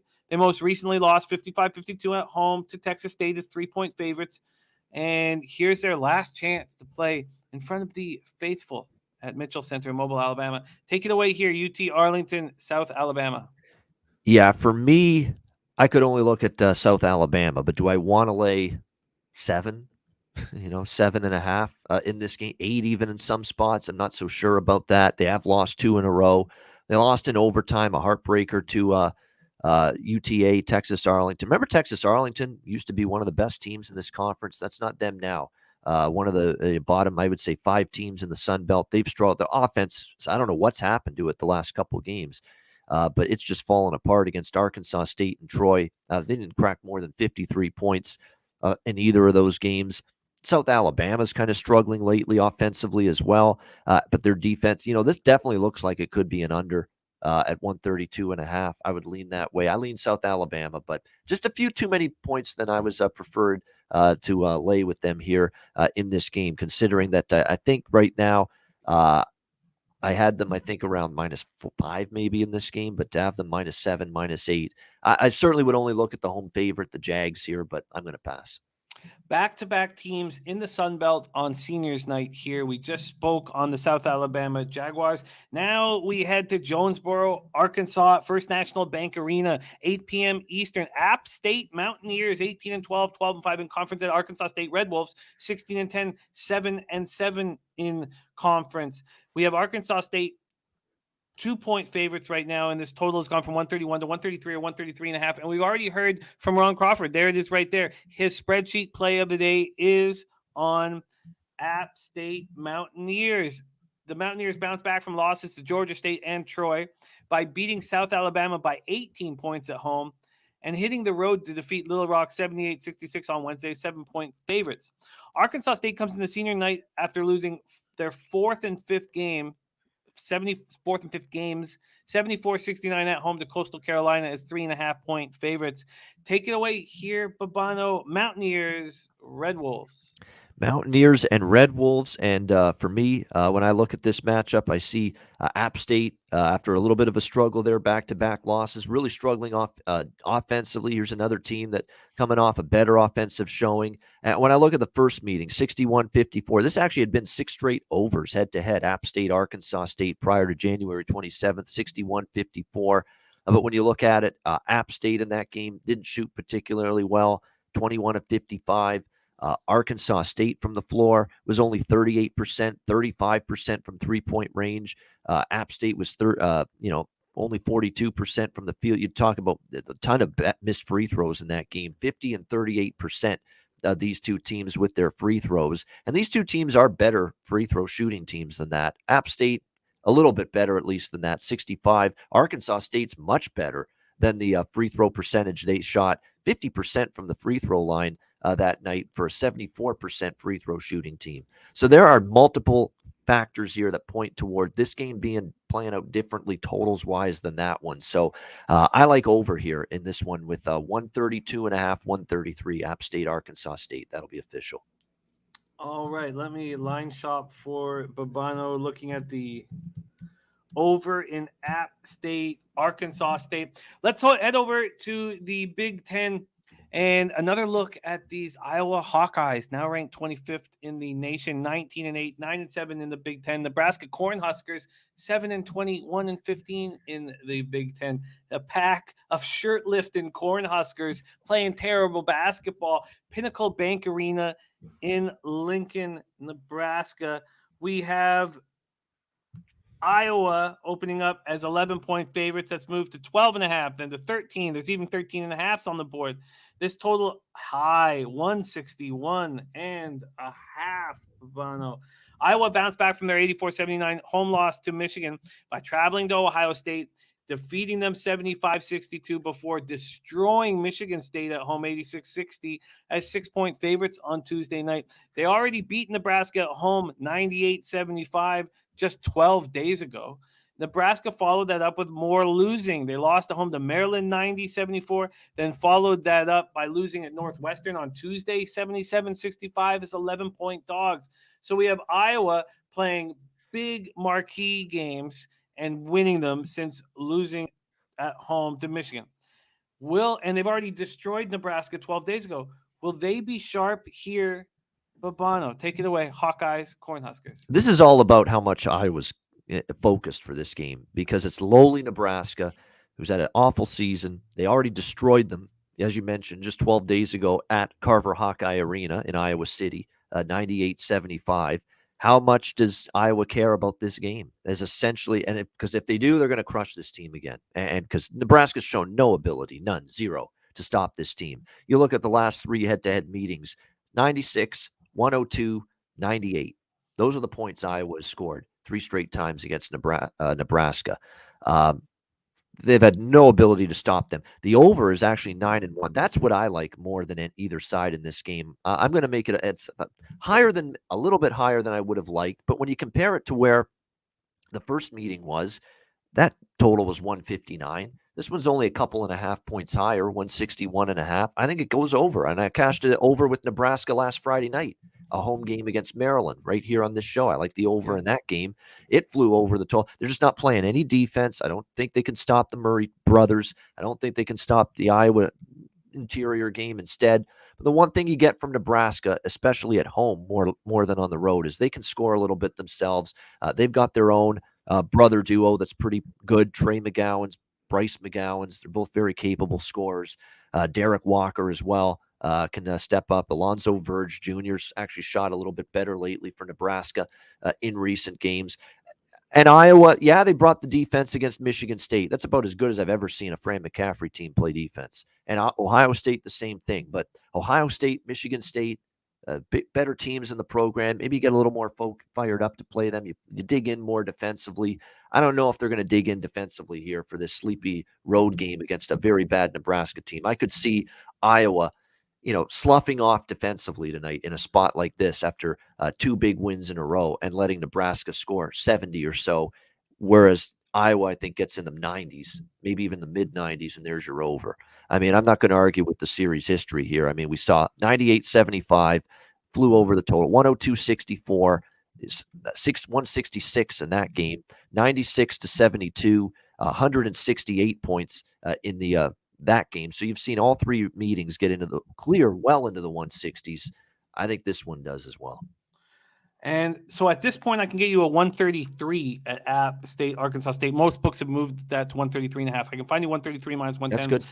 And I found a 161.5 with minus 109 in Iowa, Nebraska. I'm going to keep shopping around there. Just 2 games left before we get into NBA. Let's get through these 2 spots here. Next up, 9 p.m. Eastern, Texas State Bobcats 20-6, 11-3 in the Sun Belt. At Troy Trojans 19-5, 10-5 in the Sun Belt. We're in Trojan Arena in Troy, Alberta, and Texas State is rolling. They are opening up as 1.5-point road favorites. That's moved to 2. A real dicey offshore that we don't talk about. It's moved to 2.5. This total opened up at 129. It's now at 127.5. Texas State comes in to the game winners of 8 straight. Most recently, 55-52 at South Alabama on Wednesday night. They lost 78-63 at home to Troy back on December 30th. So, Troy bounced back from their 73-63 loss at Coastal Carolina by beating UTA at home on Wednesday night, 59-53. But I wonder if Texas State is capable of getting the revenge and hitting their 9th straight win. The betting public certainly feels that way. Take it away here, Texas State, Troy. And I agree. I like the Texas State Bobcats here. I'll go minus 125 on the money line with this one, as opposed to laying the 2. It's what I always do with the short favorites. I'll just go money line. I don't want any shenanigans. Just win the game. It's what I care about. They're on fire. They're the best team in this conference. 8 straight wins for them. They're playing with revenge for losing to Troy 78-63 December 30th. Troy's good. Troy's a very good team in this conference. They're top 4 team in this conference. No question about that. But what we've seen from Texas State is they've been able to go on the road and get victories. No question about that. I think they're able to go on the road and get another win here in this game. Team like Texas State, I don't really worry about how they play on the road. I think they're capable. They lost to Troy at home earlier this year, but right now they're on fire. They're playing their best ball. 8 straight wins. They've also covered 6 straight going into this game. So Texas State, money line for me. Texas State, money line for Bobano. We'll review all of Bobano's action here, but we have one more game, and we head back to the Mountain West where DJ Big Boss does it best. NBA Arena in San Diego, California. San Jose State Spartans 8-19, 1-14 in conference. And that win just happened, but we'll get into that in a second. San Diego State Aztecs 17-7, 9-4 in conference. And let's see what we are dealing with here. We have San Diego State opening up as 22-point favorites. Let's move to 20.5 at Pinnacle. It's 21.5 at Sports Interaction, 21 at other books. This total opened up at 124.5. We now see 126.5. San Jose snapped out of their 14-game losing streak with a big 71-55 win at home over New Mexico on Sunday. Are there any loads left to shoot for these Spartans? After beating up on Fresno on the road 61-44, San Diego State lost a tough one 58-57 at Boise State on Tuesday night. Last game on the card before we get in the NBA with Wham Bam. Take it away here. Bobano, Spartans, Aztecs. So I don't want to bet against San Diego State off a crushing loss like they had against Boise. And I think they got screwed over. I don't think that should have been a foul at the end of that game on San Diego State, which put Boise at the line for 2 free throws. They sunk both of them, and they won by a point, the Broncos. Crushing loss for San Diego State.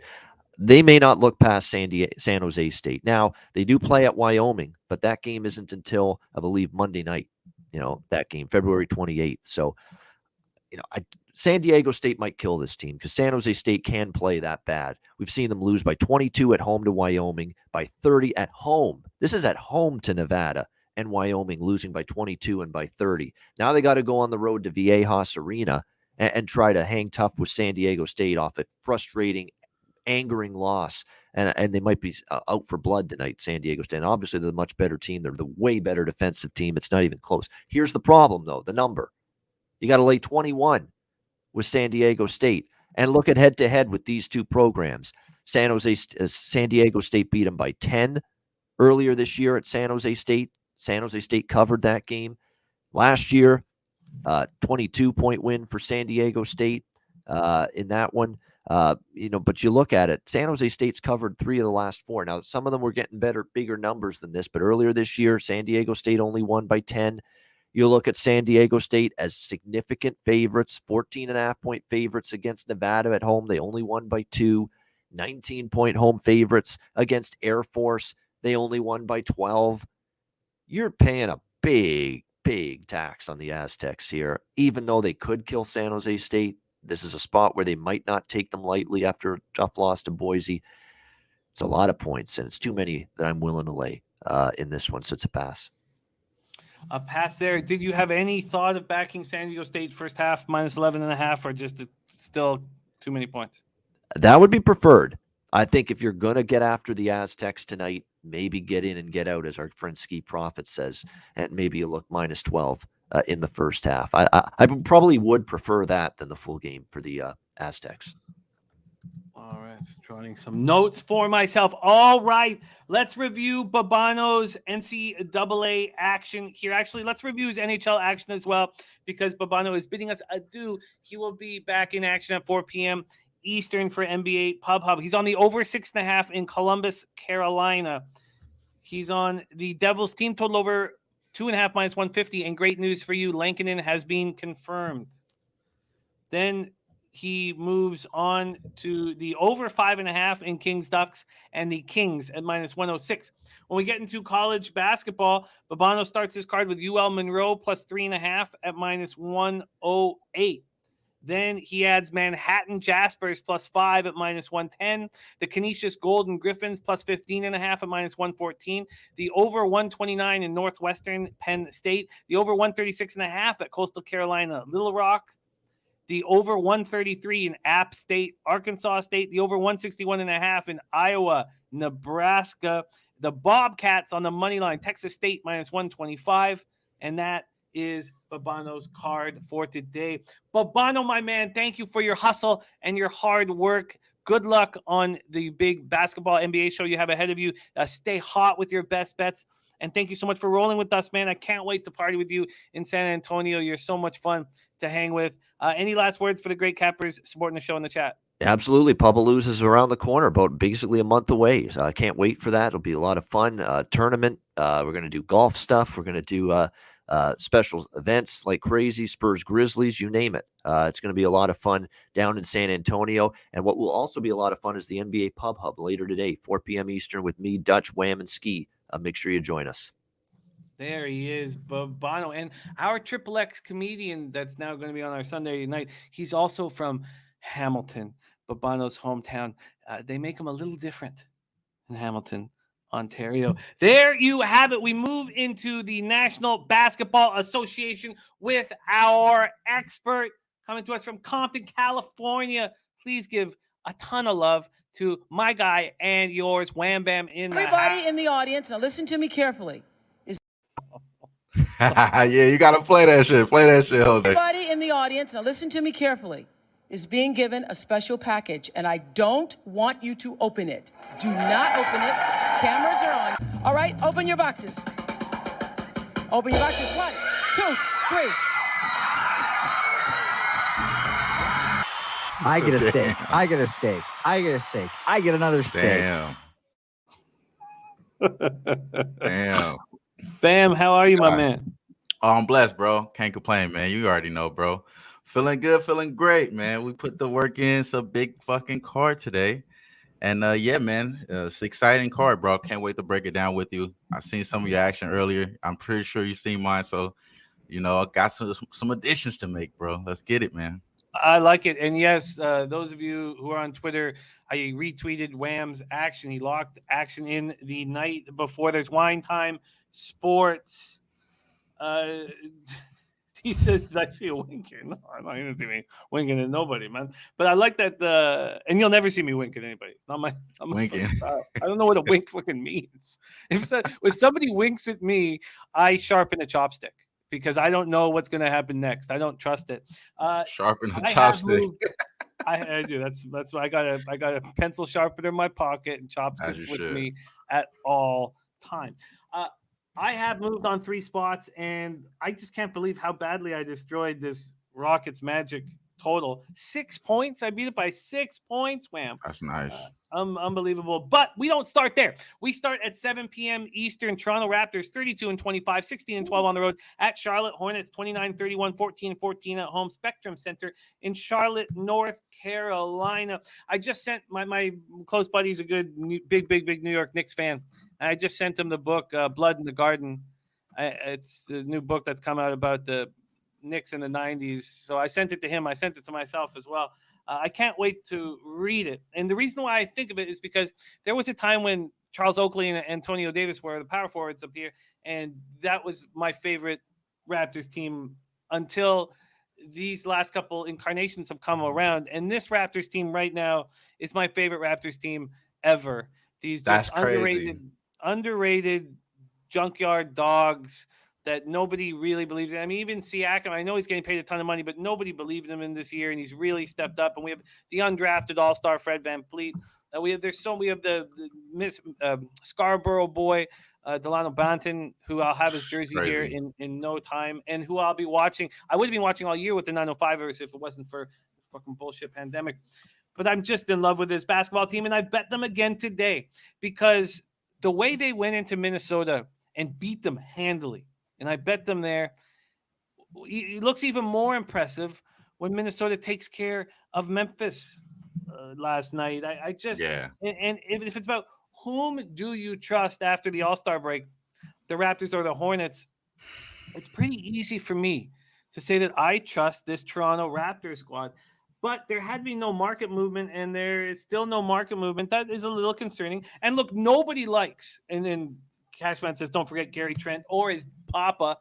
Love the whole family there. Come on now. Speaking of Canadian basketball teams, my heart went out to Greg Anthony watching his son play the fool at the All-Star game. And I know that when he put the boots on, he was like, fuck. It's like, damn. He ruined that was tough. The whole New York area, cipher complete with Tim's on my feet. That's done. No one's going to be rocking Tim's after that debacle. Let's think here in the Spectrum Center. Toronto 3-2 over the past 5, 24th in pace, 97.5 possessions a game. Charlotte 1-4, 5th in pace at 102.49 possessions a game. And we have Astute Chaos already on Toronto, Charlotte under 114.5 and minus 108. And Ray Charles says nothing to be concerned about, Jimmy. These Raptors will handle business tonight. I agree. But also look, part of it is everyone knows I love this basketball team, but they're making me money. And so it's not like I'm just here just being a fanboy, losing money on my favorite team. I'm making money off of it as well. So but obviously I'm looking at it through, rose-colored glasses. Toronto opening up at -2.5, -102 at Pinnacle. So at least there's been a 5-cent move at Pinnacle. This total opened up at 226.5, and it's now at 226. When we go over to the cash flow in this spot, we have 10,919 tickets in. We have a lot of people betting on basketball. It's like as if all these cappers took the week off and we're like, because usually we'd have 4,000 or 5,000. We're getting double the action at this time of the day. 87% of the tickets and 90% of the cash on the Raptors, and the line's not moving. And that concerns me. That concerns me. 31% of tickets on the under, but 65% of cash on that under. And Sammy says, happy birthday, Fred Van Fleet. And Astute Chaos says that's a first half look for Astute Chaos. And Jay Peasy also on this spot. First half, 114. Let me just copy and paste that right here. And let me just set a quick table here. Raptors went into the break off that impressive 103-91 win at Minnesota on February 16th. They went into the break winning 9 of their past 11. Well, the Hornets had won 1 of their last 10. Raptors won 125-113 over the Hornets in Toronto on January 25th. Then they beat them again 116-101 on February 7th to Charlotte. Are we saying that this Hornets team with Borrego at the helm is this team full of heart and it's going to slap back? I don't think so.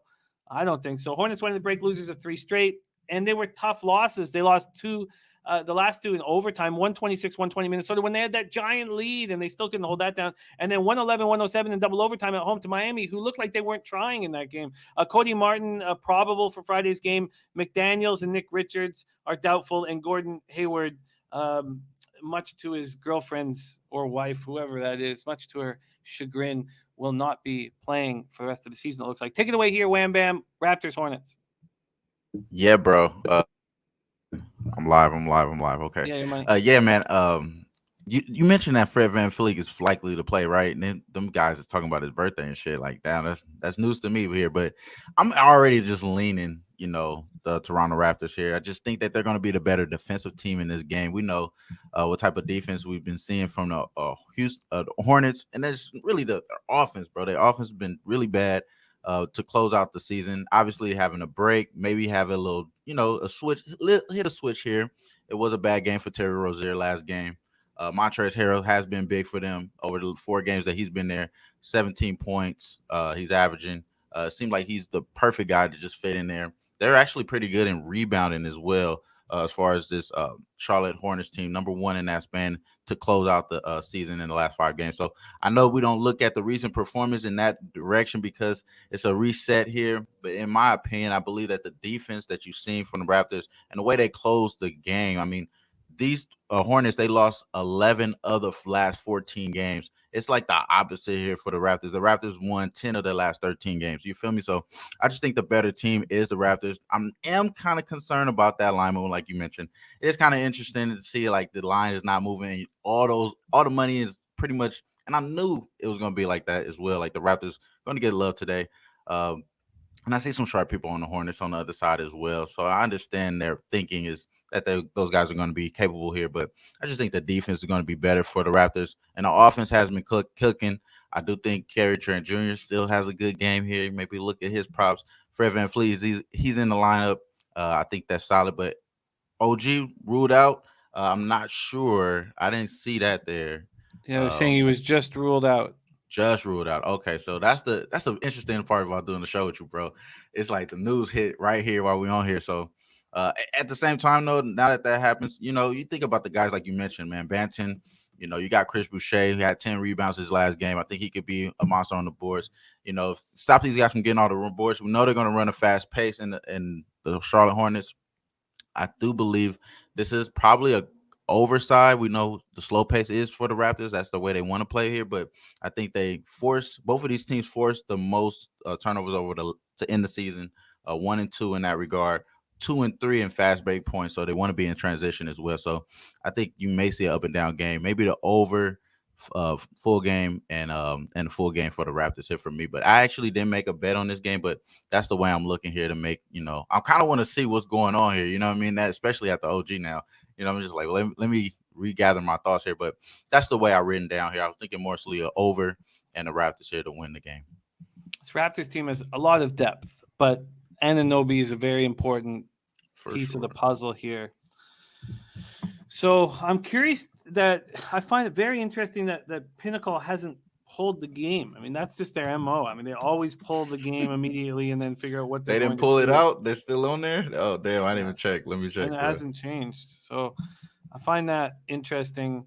Also, by the way, for everybody coming down to San Antonio who's kind of concerned about gambling, and look, it's part of we're filming a whole bunch of things. And one of the things that we're filming is the fact that the most hardcore gamblers that I know are all meeting together in a state where you can't gamble. Of course, that's a fun, but we have figured it out. Everything's figured out. The book, everything's figured out. We have a deal. We have a book. We can use it there. It has live. It has everything. Cool. And it's not what I was expecting either. And it's great. So I just want you guys, the lines are great. Everything's great. It's all taken care of. So, get in touch. Slaughter got it all figured out for us. So we're money in the bank. So just no worries, no concerns. We'll be live betting. We'll be losing our fucking minds gambling nonstop together, which is what we all. That's the only thing we're losing. That's the only thing we're losing because we winning the whole time. You know what I'm saying? All right, so we have Wham Bam staying off. Raptors, Hornets, and I like the Raptors though. I do like the Raptors. I'm on the -2.5. Yeah, man. And look, there you go. Dan Kelly said, I got to be honest, that was one of the reasons I'm not coming, but this could change things for me. Dan, come on. Dan, look at this. This is so real. We all want to just hang out with you, man. We just want to sit.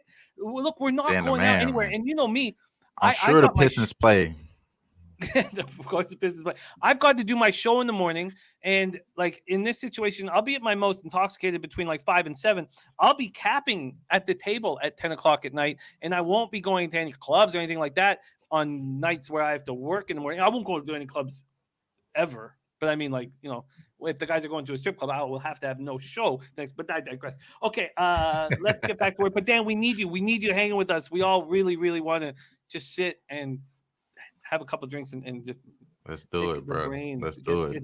Get into the. We need you, man. We need you, Dan. We need you, brother. Database up here. Okay, let's move on. Yes, we're hooked up, T. It's all changed. We got it figured out yesterday. We had a big meeting on it. We figured it all out. We put money into it too. It's all in business. Okay. So next up, we have 7 p.m. Eastern. Oklahoma City Thunder, 18-41, 9-21 on the road at Indiana Pacers, 20-40, 14-17 at home. Gainbridge Fieldhouse in Indianapolis, Indiana. Oklahoma City 1-4 over their past 5, 8th in pace at 101.88 possessions a game, while the Pacers are 1-4, 14th in pace at 100.30 possessions a game. I'm not the book saturated. It's a real book, and the lines are good. The lines are good. Totally, legitimate, good. We like them. We're cool with them. Okay, and then T says live betting at Sweet 16 has me chubbed up. I'm going to remain soft, but I feel you. Okay, let's go here to the action. We have Indiana Pacers opening up at -7.5. Can you believe the Pacers could possibly be 7.5 points against anybody? But Brogdon coming in with the knight in shining armor coming in to save this squad. It's down to 6.5 at Pinnacle. This total, it says this total opened up at 221.5, and it's all the way up to 226.5. I'd have to double check to make sure all of that is legit. Thunder on the second half of back-to-back after losing 124-104 last night at home versus Suns, and we keep seeing it. And we need, the most important thing that Loshak taught us was about listening, and we keep seeing it. That the first game a team plays without their star, they always step up. Right. And I can't wait to talk about the Suns because I do know what the pace they played at yesterday in comparison to what they played with Chris Paul. But I love Dan Kelly's look on the Warriors to win the division at +600, and I bet it yesterday. I love it. And this win did not concern me at all. So Pacers stopped their 7-game losing streak by beating the Wizards 113-108 at home right before the break. Brogdon coming back from the right Achilles injury. He hasn't played since January 19th. He's played just 2 games since December 21st. I don't know how much we're thinking Brogdon is going to do, averaging 18.5 points, 5.9 assists, 5.1 boards in 21 games. In 4 games with the Pacers, Halliburton, 20.8 points, 11 assists, 4.3 boards. Shea returned after missing 10 games for the break with the right ankle sprain. He looked a little shaky early, but then he rolled 32 points, 13-22 shooting. And Josh Giddey has taken over point guard duties. And so there's a change going on, and I'm not entirely sure how it's going to play out because Shea used to be on ball, and now Giddy's on ball. Take it away here, Wham Bam, Thunder Pacers. Yeah, man, free SGA, bro. It seems like they moving on from him. He might be somebody that's dealt in the offseason. I believe. I wouldn't be surprised there, but it does seem kind of unfortunate here.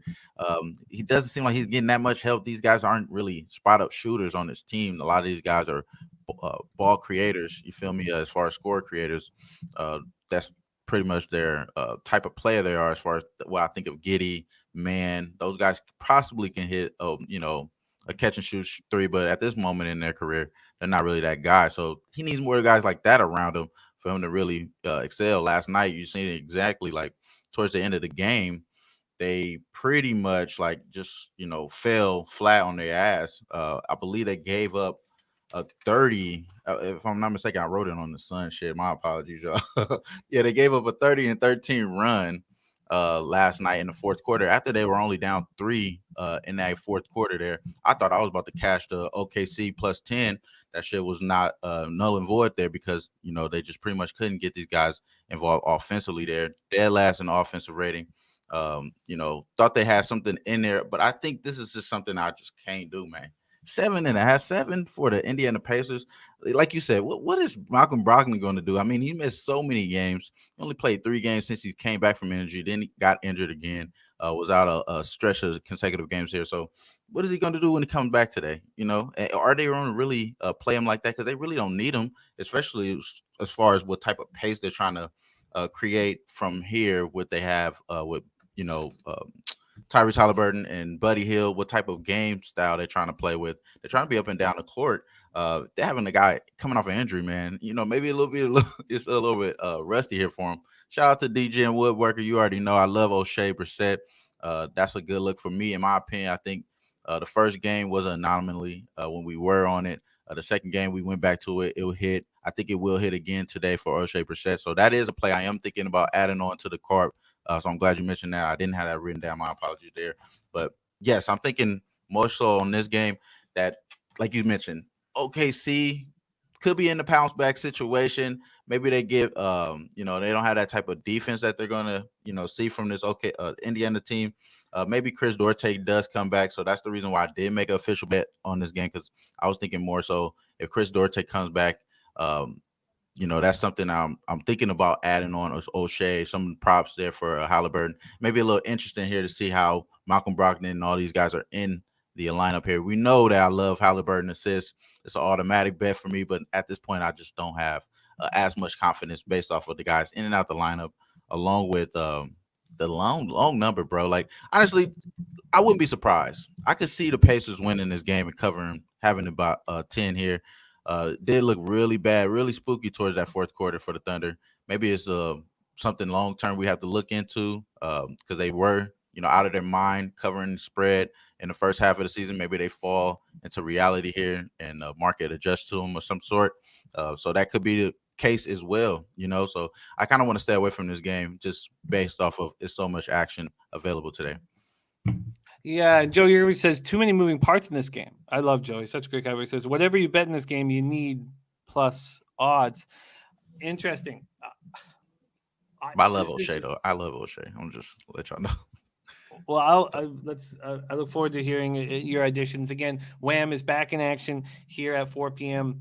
Eastern on NBA. Pop. That's Thunder Pacers at Gainbridge Fieldhouse, and I did not feel like the breakdown we just had illuminated a move for me. I do think that Ray Charles thinking about taking Halliburton assist, but not with Malcolm coming back. That's what I'm saying. That's really interesting to think about, maybe taking the under in that spot for Halliburton assist. It's a scary kind of thing to do, but it's not up. Scary. It's not up scary, but I can see it happening though. I can see that hitting for sure. Especially Jay him being an offensive guy for them. They're going to rely on him. Yeah, he's I guess now maybe Halliburton's the biggest piece of the puzzle. Shout out to Tease who's taking off. Thank you for hanging with us through the whole show and working hard.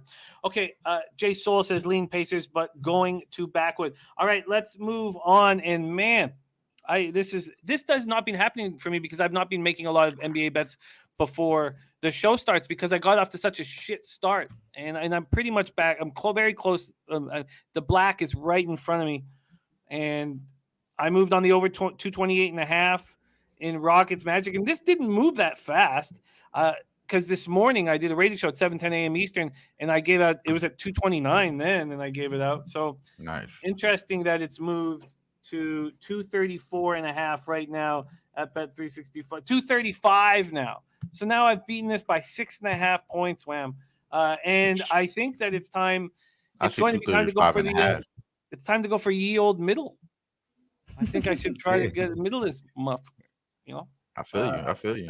As soon as I say that, my palms just leak. I just dampness all over my table. I think time to go for a middle here. Houston 0-5 over the past 5, 6th in pace at 102.20 possessions a game, while Orlando 1-4, second in pace at 103 possessions a game. The NBA sped up over the last 6 weeks or so, but I don't remember a game. I mean, I know there has been one, but there's been very few games this year where both teams are averaging over 102 possessions a game. So this total is all the way up to 235.5 over at Bodog, and Orlando opening up as 3.5 point favorites. There's been a 2-cent move towards Houston, but it's -4 at other books. Yes.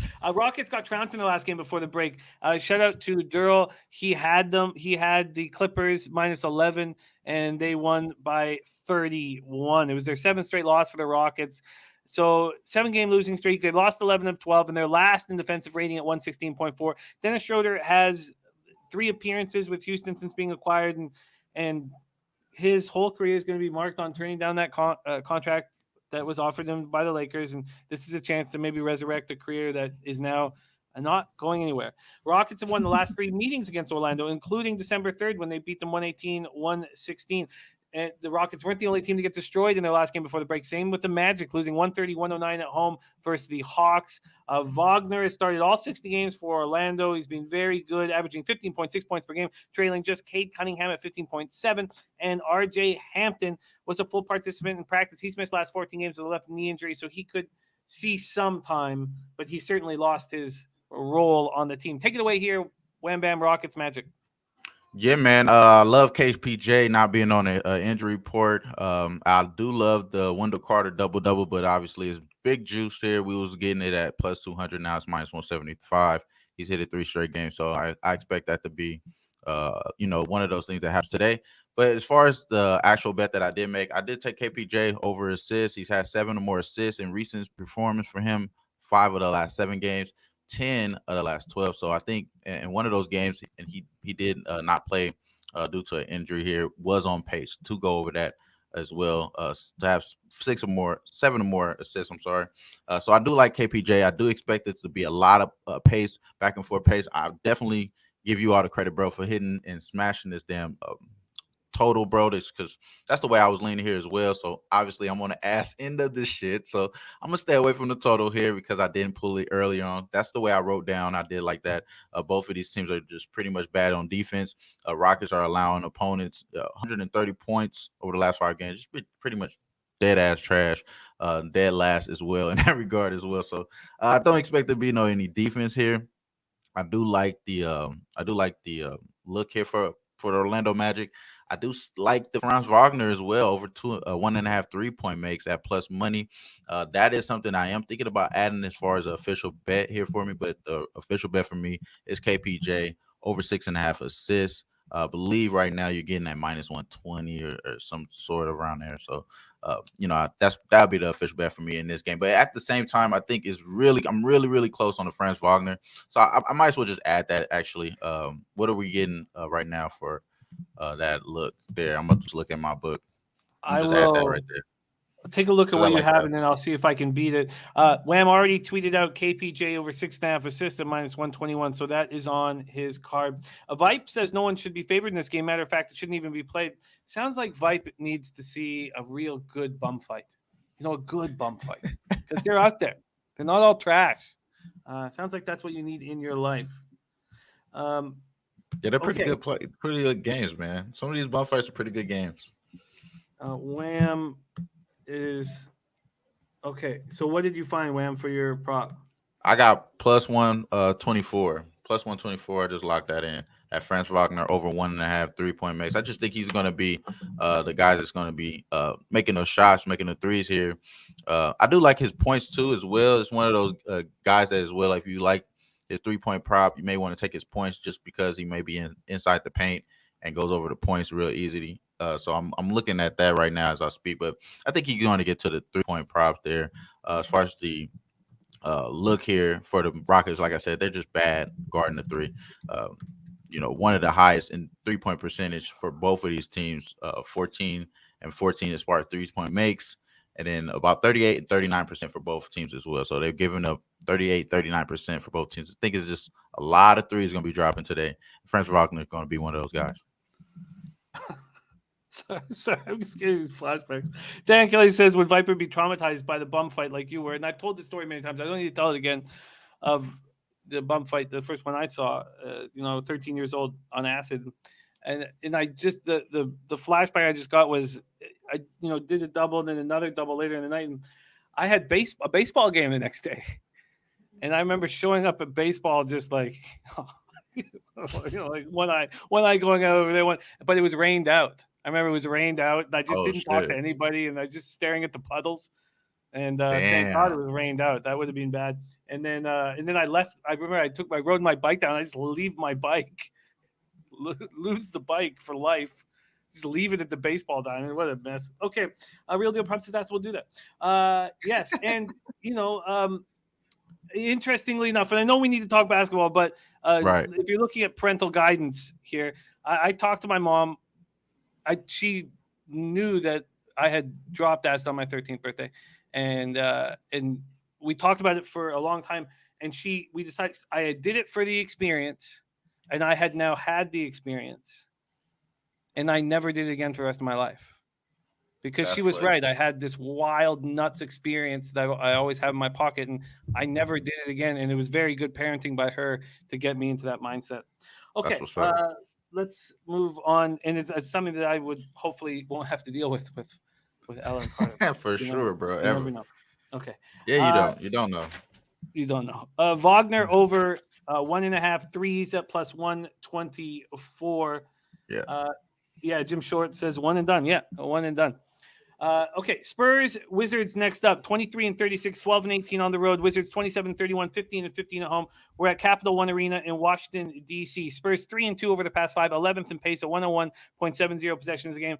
The Wizards 3 and 2 over the past 5, 25th in pace at 96.30 possessions a game. San Antonio opening up as 3-point road favorites. It's a 1 cent move towards the Wizards. This total's gone from 223 to 224 or 224.5. And we haven't been going over where the cash lies in these games. And I apologize because we did that in the first game. By the way, for the Thunder, 44% of tickets on the Thunder, 67% of the cash. And then in this Rockets game, it's only 58% of the tickets and 53% of the cash on the over. And I get that because I think that the pros who are making big bets are trying to middle this. And why wouldn't you? So here in this Spurs-Wizards game, 10,554 tickets in, 87% of the tickets, 93% of the cash is on the Spurs, and the line's not moving. So we saw that in the Raptors game as well. So we have in the Raptors, you have 88% of the cash on the Raptors and the line not moving. And I don't know if it's changed with OG being announced out, but we have the same thing going on here. And then from a total perspective, 69% of the tickets are on the over. Spurs won their third and 4 games right before the break, defeating the Thunder in OKC 114-106. Portal had 20 points and 17 boards. DeJounte Murray, and I'm pronouncing it right for you, Jose, and for you, Wham. I don't like pronouncing the J. I think it's disrespectful. Yeah, I know, bro. Yeah, I'm glad Jose said something though. That shit was getting out of hand, bro. I think it's disrespectful to the Hispanic people. You guys just I feel that too. I feel that. Look. So I do. I think it's disrespectful, Jose. I think it's very disrespectful. Well, I mean, a lot of people. All right. So we have Rui Hachimura scoring 20 points with Kisberg 16, Ish Smith 15, and in that Washington's third win in their past 5 games at Brooklyn, 117-103 in their last game before the break. Wizards made 16 of their 18 shots in the fourth quarter, outscored Brooklyn 39-25 after blowing a 13-point lead. Take it away here, Wham Bam, Spurs, Wizards. Yeah, man, I definitely care about this game. Like Daryl will say here, the Spurs ended the first half of the season with 4-game road trip. They have 3 more games on the road to go. So after this game, they got 2 more here. The Spurs do play the Heat tomorrow, so that is something that you want to pay attention to. They probably, tread lightly towards the end of here. But as far as the Spurs, I think the best play is obviously to look them early. They've been pretty much good all year round early. In the first half on the road, they're 19-10 ATS. If you've been betting that consistently when they're on the road, you're up 8 units for the year just doing that alone. So I do like that there as well. But I think the first quarter may be a better spot here. Just how bad the Wizards are in the first quarter. They're pretty terrible there. On the first half at the house, they're even worse there as well. 11-19 ATS for the Wizards. I think them not having KP in the lineup is going to just, probably get these guys knowing who they have, because they got a lot of damn bigs, bro. Like, they got a lot of forwards out there, bro. They got Rui. You're going to get production from Kuzma. He's one of their guys now. But adding KP in, what's going on with Rui? What's up with Thomas Bryant? Are those guys just going to be, off to the sales there? Are they going to play or not? It's interesting to see how Ishmith is as far as addition. He did play pretty good on his addition. First game with this team. As far as they were really just running out Neto out there, that shit ain't gonna work in the NBA. They need somebody else there. So they got Ishmith to come in off the bench. Somebody I am going to probably be paying attention to, because he is going to have that pace. We know what this San Antonio team wants to do. They want to score in the paint. Washington is not that good guarding the paint as well, so they're not really good in that regard. It's either is the Spurs here as well. So I kind of would lean towards the over here, but I just think the look ahead spot for the Spurs, maybe they slow down a little bit. So that's the reason why I didn't take that. What I did take, though, is the Keldon Johnson over 15.5 points. What I got it last night. It's at 16.5 right now. So I do still like this look. He's went over that number 8 of the last 10 games. And I think he's continue to do that as well. So I like Keldon Johnson today to cook up, go over to 15.5. It's juice there, probably at minus 125 or something around there if you're able to get that number. But they're offering a 16.5 at minus 105 or something around there. So I think you could probably just buy the point down, get the 15.5, because that's the number that I did cap at. I like the 15.5 in this spot. What do you think about Schnizzle backing the Spurs early? They mean the first quarter machine. What do you think of that? Yeah, that's what I'm saying, man. Like, I think the first quarter for them is pretty much automatic here. You got a team that's bad early on at the house in the Wizards. They're pretty terrible there in that regard. And, as far as the Spurs, they've been pretty freaking damn awesome in that first game. And then as far as them owning this matchup, they won 10 of the last 12 meetings straight up. This is pretty much just like my guy Dutch would say, this is just a win type of game. Late free throw late scenario type thing. So I think they do cover here early on, as well as full game here. So I do like the first half and first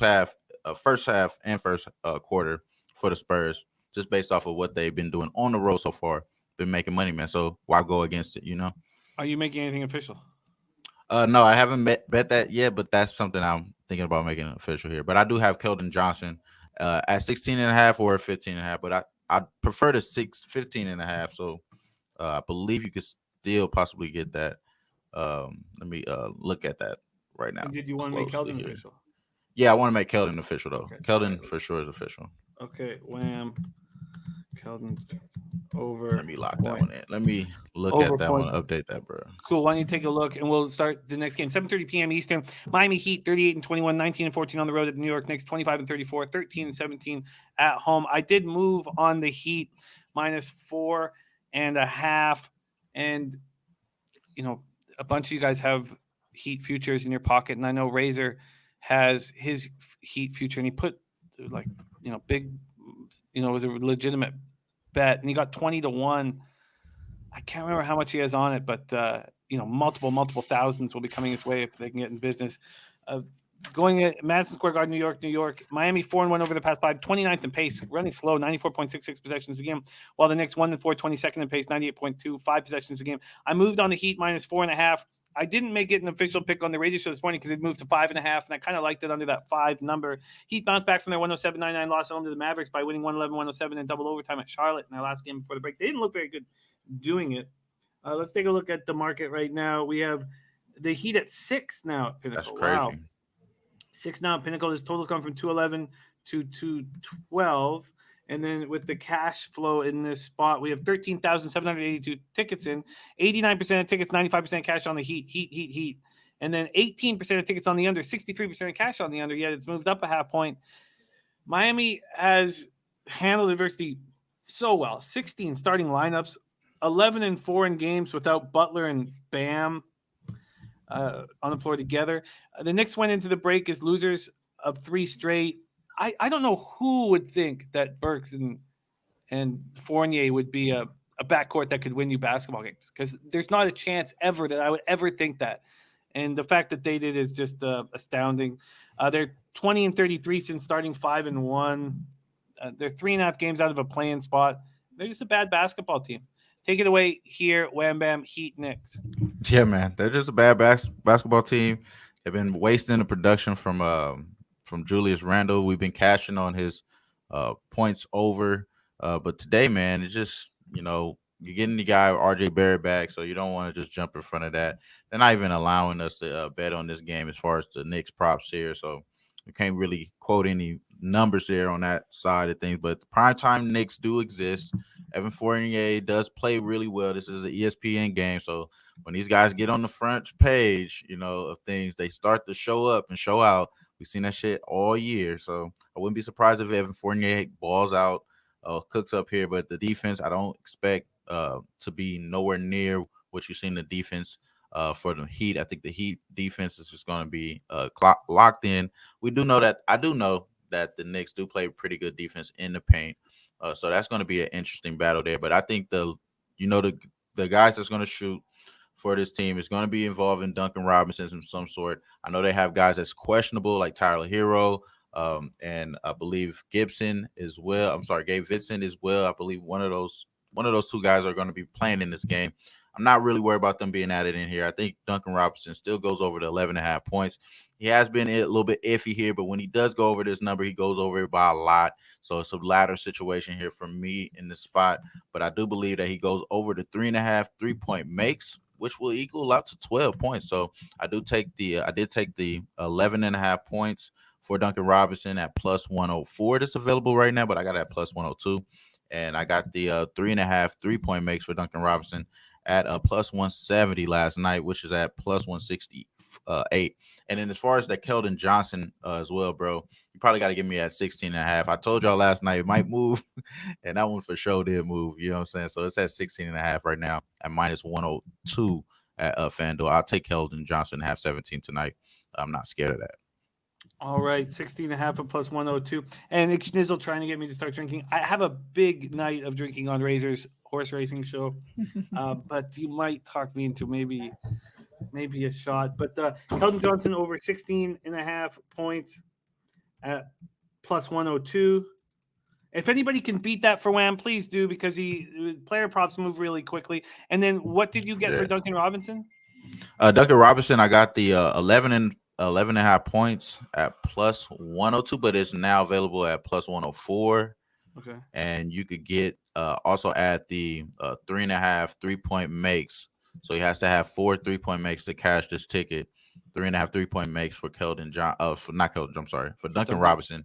Yeah, my apologies. At plus 168. That's now available. That's plus official. 168. So some big plus lines for Wham Bam with Duncan Robinson. I'm on the Heat minus 4.5. All right, let's keep rolling. Next up, we have 8 p.m. Eastern. Philadelphia 76ers 35-23, 19-10 at home. At Minnesota Timberwolves 32-28, 18-11 at home. We're at the Target Center in Minneapolis, Minnesota. For those of you live betting basketball tomorrow, I will be as well. I'll be live betting the Brooklyn Milwaukee game. So I'll be live for that. Sixers won their third in 4 games just before the break, 123-120 at the Bucks. Maybe. Okay, stay focused here. It's been a long show, and I barely slept. Philadelphia opened up at -2.5. They're now -2, but their sports interactions hanging at -3. Bodog 2.5. This total at 229 right now with no movement. Harden is expected to make his long-anticipated debut. I can't wait to hear Wham Bam's take on that. So Paul Millsap and Harden come over for Simmons, Curry, and Drummond, and 2 first-round picks. Wow. So he sat out the first 4 games. Sixers went 3-1, and he hasn't played since February 2nd. T-Wolves are on the second half of a back-to-back, and they looked good. And they made me even more proud of what the Raptors did in Minnesota. D'Angelo Russell, who Dennis Garcia talks very highly of, 37 points, 9 assists. Cat goes for 22 points, 11 boards. Beasley, 17 points. And look, I'm a big fan of Beasley. I've invested in him in Top Shots. Let me just say that. And Patrick Beverley at 13. Take it away here, Wham Bam, Sixers, Timberwolves.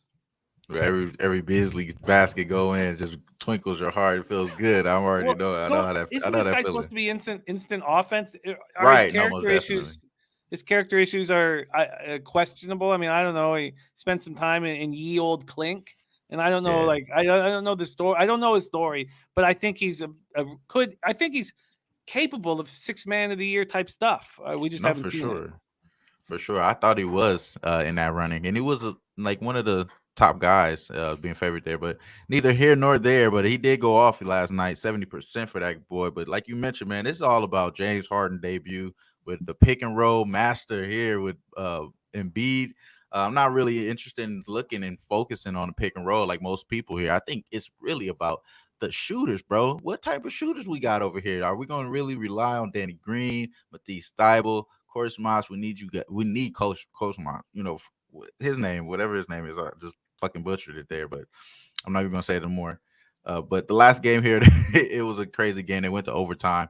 The T-Wolves did seem to win that game there. I think the T-Wolves won the last game. Obviously, was backing D'Lo going off for 37 points. In their last meeting, he did go off against this team and dropped 35 points, 37 points last night. 35 points in the last meeting for D'Lo here. So I kind of would expect D'Lo to, probably still have it cooked up here. Kind of really interested to see how Tyrese Maxey is going to be used here. Doc does fucking drop the ball heavily here. I think the line may be a little bit too crazy, man. Even though it's a back-to-back game for the Timberwolves, it's a home game that's back-to-back here. It's a little bit easier here. So, maybe the Timberwolves are probably a good spot here. I could see Bobano saying it that as well on the show. He probably would like the Timberwolves. I could see him saying that as well. So I kind of want to wait around on this game. But to be honest with you, I don't want to touch this game just based off of James Harden being in this lineup. It could go off. You know what I mean? It could be magic. You know what I mean? It could be something that we haven't seen in a long time. But I like Dan Kelly to say, the first half, I can see that for sure with Timberwolves there. But I just don't want to. I don't want to bank on Philly not having shooters just yet, even though I don't think they do have shooters. You know what I mean? Like my anticipation here is I can see the Timberwolves coming out here and steamrolling them. The only reason why I don't want to bet this because I haven't seen them play with James Harden yet. You know what I mean? If this was a second game, I'll probably be all over the Timberwolves here. Even if the Philadelphia looked good against, let's just say if they played even the Suns or something like that without Chris Paul, I would be holding off my breath. I think the Timberwolves probably play here in this spot, which I do believe they are going to be one of those teams that you want to back in the second half here. And they showed it shit last night. You know what I mean? And was one of those, like you mentioned, the way they did Memphis, it's one of those things maybe they are a good team when they want to be, and they had guys that was playing terrible. Ant didn't do shit yesterday. You know what I mean? It was terrible. You know what I mean? I can only imagine him bouncing back today. So that's the reason why I say it may be an easier back-to-back than most of them, because you don't have to get that much production out of D'Lo, 35 points if you get some production out of Ant. And just in case, look, what if D'Lo does it again on this team, which he did last meeting, 35 points last game against them?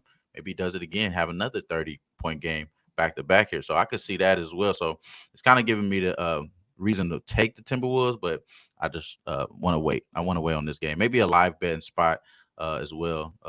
just looking at this game later on. But this is an interesting game for sure. I'll be watching it as well. I've got a lot to learn in this situation, so I'll be watching it as well. Okay, so and Dan, with that the first half Minnesota is added to your card. Yeah, okay, I like that. Sweet. Okay, so we're staying off here, and we've already had Dutch Boy Fresh give us the Pelicanos here, and I wish I had already moved on them. They opened up as 7-point dogs, now 6.5-point dogs. This total's gone from 228 to 229.5. We have 11,386 tickets in. 24% of the tickets and 70% of the cash on the Pelicans. This is exactly what I want to do. So we talked about, I gave it a little hint about, I'm very curious. I expected the Suns to play at a faster pace without. Look, I didn't know who was going to be at point guard. And as soon as we found out that Booker was going to be moved to point guard, clearly it was very easy to expect them to play the faster pace. So let's just put a caveat on that. The last 5 games, including last night, they've been playing at 103.7 possessions a game. Yesterday, they played at 106.5 possessions a game. So they're playing fast. And we're at the Footprint Center in Phoenix, Arizona. And in all team sports, you want to back a team playing their first game without their star, and you don't want to back them moving forward. And I think the Pelicans are in a nice spot to cover this here. They've lost their second straight game, 125-118 at home to Dallas last game before the break, but they were playing good basketball. McCollum averaging 28.4 points. Now, they were 1-4 with him in the lineup, so good bat. They're in games. Maybe you should do that better. Suns on the second half of back-to-back after beating the Thunder 124-104 last night. Looking for their 9th straight win, 20th in 21 games. And Booker, 25 points, 12 assists, 6 steals, 5 boards. They're rolling. They average 122.1 points per game over their last 7. And Ray Charles says Ingram hasn't been healthy. Ingram hasn't been playing well since CJ joined the squad. I'd love to hear your take on the addition of CJ and what you think on this spot here. Wham, take it away. Pelicans, Suns. And while you do, I will be listening, but Ixnizzle did get me on the sauce. I will grab a bottle really quickly, so I'm the best. Hey, go do your thing. I ain't mad at you. Ixnizzle, shout out to you, brother. Shout out to y'all in the chat as well. Shout out to Jose and that mustache, man. It's only right. It's only right. And I'm not back winning this game. I'm just shouting out y'all. Shout out to y'all. What's up, bro? Okay, well, good. I've been looking for a steak bet for you, and I've not been finding one yet. We've just been in too lockstep, unfortunately. Nah, bro. It's cool, brother. I got something on your way, man. What you like? Flank steak, right? That's what you said last show, right? I mean, Wham, if you think I know what kind of steak I like, then you're crazy. I'm a child. You don't like nothing in this game? Bro. You don't like, No, I do. No, I do have action. I do think I have action here. This is like you said, man. Point guard Booker was showed up here. You know what I mean? 12 assists in the first game without Chris Paul here. Pretty much balled the fuck out. Looking crazy as hell. I mean, point guard Booker maybe rubbed off on Steph Curry because Steph Curry had a fucking crazy night last night as well, which was wild as hell to see these guys assist that way. But a lot of that has to do with the defense that they did towards the fourth quarter. I think that they showed towards SGA. That's the reason why I say free SGA, man, because he ain't had no help, bro. It's pretty much crowding them every time he drive. They couldn't figure it out. 30-13 run in the fourth quarter when they're only up by 3 in the fourth quarter. The Suns pretty much held it down based off of what they did coaching-wise. This is an interesting game based off of what you mentioned, though, bro. They have C.J. McCollum here, and he's pretty much getting respect with the books. They get setting his total points total at 22.5. So I respect that there. What they're doing as far as what they expect as far as production. I don't respect Ayton, though, bro. He looked very pedestrian against Isaiah Roby last night. I don't expect him to be looking any better against Big Val down there. So I do think the matchup may be a little bit one on that regard. I think that the Pelicanos maybe is a spot here. That's Dutch's team, though, bro. Like that's a joke that we say on the show. That's Dutch team. He a Pelicano, man. He call us the Timberwolves guy. He call us the T-Wolves and the Thunder buddies and shit. But he the Pelicano, man. I ain't mad at him. But I could see the Pelicans pulling this shit off. Very interesting to see how point guard Book really lives up to his name here. They already set the damn assist prop for him at 8.5, so they expect him to have a lot of assists. That's a crazy overreaction. We know how the prop market is. I think I feel more confident in taking the under in Booker's 8.5 than I do Tyrese Halliburton. That's for sure, bro. Like in this game for sure. I just think that that overreaction here for him, maybe for sure there. I expect Herb Jones to be guarding him just like he was guarding Luka. I seen him give Luka some fussing, man. I seen Herb Jones give Luka some fuss. So I expect Herb Jones to pull it down and hold it down here against Book. Don't get me wrong.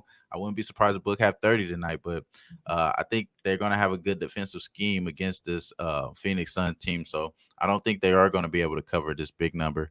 And honestly, I went against them against OKC, a terrible offensive team. I'm definitely going to go against them against a team that does have players that could make on their own, like CJ McCollum, like Brandon Ingram. You know, I think they are going to be able to take on the down low as well with Big Val.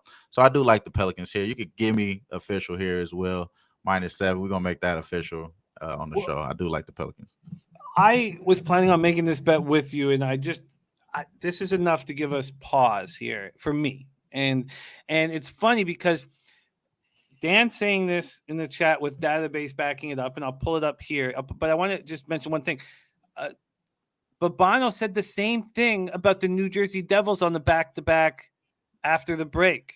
So they've been off for a week or 5 days, 6 days. Right. Now they have a back-to-back, and he was saying it's a different back-to-back. And now Dan's using database to back this up.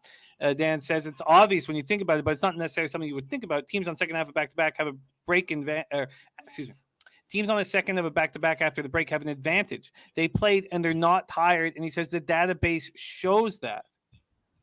And that might be enough to legitimately give me pause on making the bet because I want to fade the Suns. But I want it to be at a point where kind of everything makes sense to me, and I've got enough action here. But okay. Now you know what? You're right. No, you're right. You're right, brother. You're right. Because I'm not even getting a 7 here. I'm getting 6.5. You're right. I'm gonna slow down. Slow down on this one. And look, this is the fun part of what we do, and this is why everything is so exciting. Is I don't know if I'm right. We don't know if this is right, but it does make sense what he's saying there. And Bobano said the same thing about NHL, and this is why it's so fun working with a group with a common goal of just beating the books. And shout out to Dan Kelly. Shout out.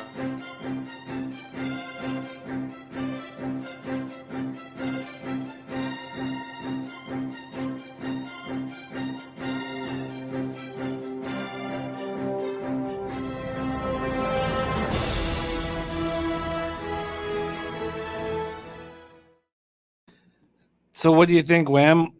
What do you think? I agree with that. It kind of really makes me want to take the Timberwolves now.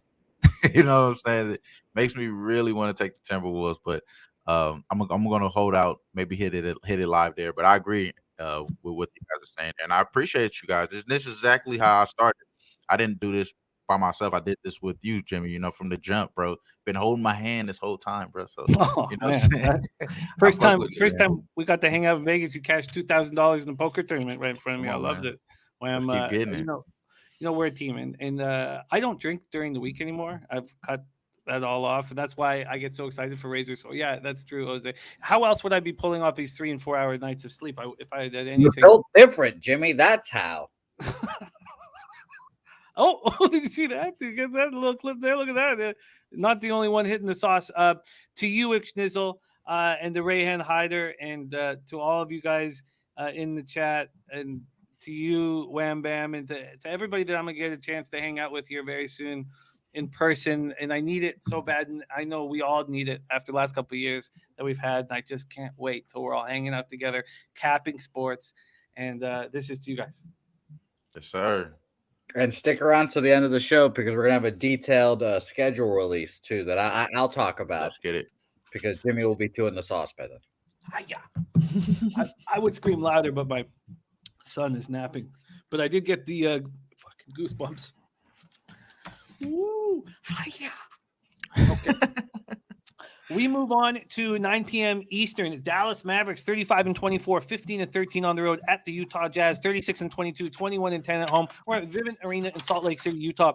Dallas 4-1 over their past 5. Slowest pace in the NBA, 93.60 possessions a game.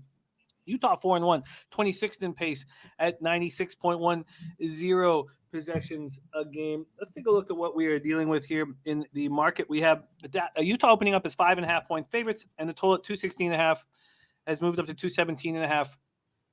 Dallas won their second straight game in the last game before the break, defeating the Pelicans 125-118 in New Orleans, and banking on guys like Dan for help in capping NBA really provided me cash before the break when he was saying teams on the second half of a home back-to-back, the database is showing that they play lethargic, but the second half of home back-to-back before the All-Star break. But he was also saying don't put too much into the last game before the All-Star break. Luka went for 49 points and 15 boards in that game. In that last 10 games, Luka's played 35.4 points, 10.3 rebounds, 9.8 assists. The Jazz had their 6-game winning streak snapped in that last game before the break, a 106-101 loss at LA. And it was a wild game of wild swings. And the number they were setting was Jazz like minus 4.5. It was begging us to take Jazz money, and I didn't get it, and I stayed off of it. And there was times I thought Jazz were going to run away with it. And Snyder was very angry after the game. He was very angry that he was going to have to go into the break thinking about this loss. And I wonder how the Jazz come out of it. Let's take a quick look at the cash here. And if the players will care after the week off, or it's just Snyder, because he looks like a stalker, with his eyes popped out like that. We have 9,230 tickets in, 76% of the tickets, 90% of the cash on the Mavericks, and 29% of the tickets, 37% of cash on the under. Take it away here, Wham Bam. This game's going to be a lot of fun. Mavs, Jazz. Make sure I'm live. You know what I'm saying? Got to make sure we hot here.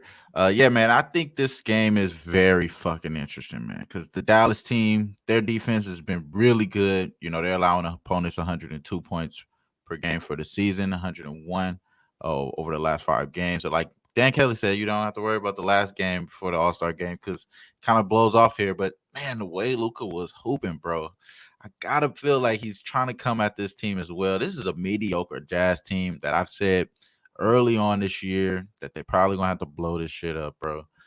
This is the team that I just don't think that they're good. They're not good. They're just – the core team is just not going to cut it anymore. You got good guys. Don't get me wrong. You got great pieces. But as far as competing in the NBA at this level, it's going to be a little tough here. I think Dallas are going to figure it out with Spencer Dinwiddie. I think Jason Kidd particularly is going to figure it out.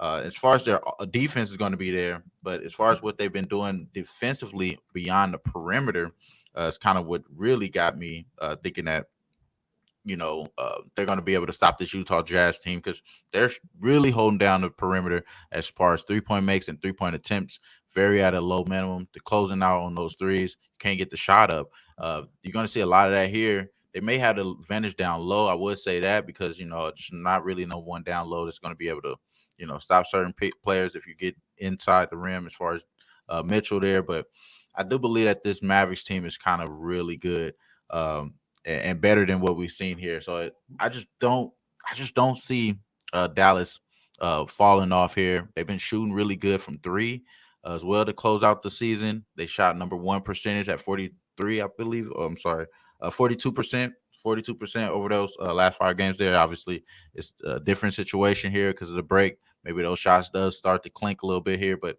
I'm not really looking here as far as the defense for the Jazz to continue to be up to par what they've been showing all year. It's been more up and down, but I do think that Rudy Gobert has been helping them.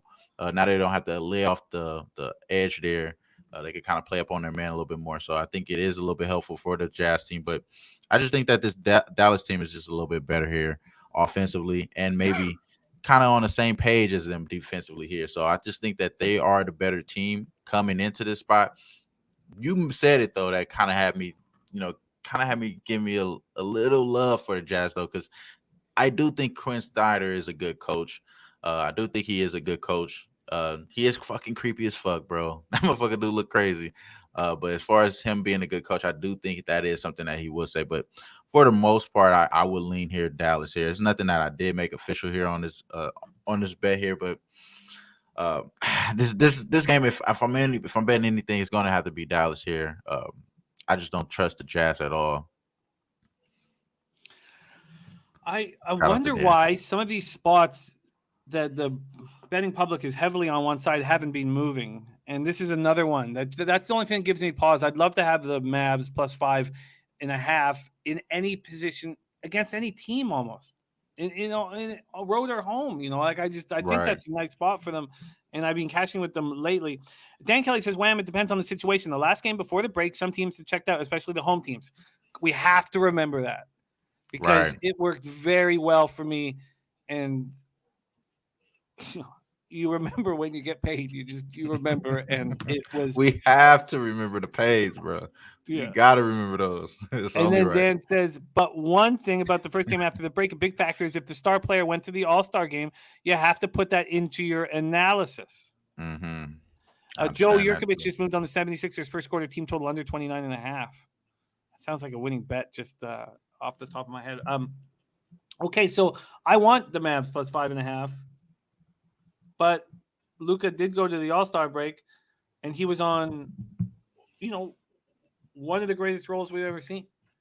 Right. I know that, DeRozan's on a role that we've never seen in NBA history, and that makes me proud of him. He's the money man right now, bro. God damn. I love it. Ooh. He deserves it all. But why is this market not moving?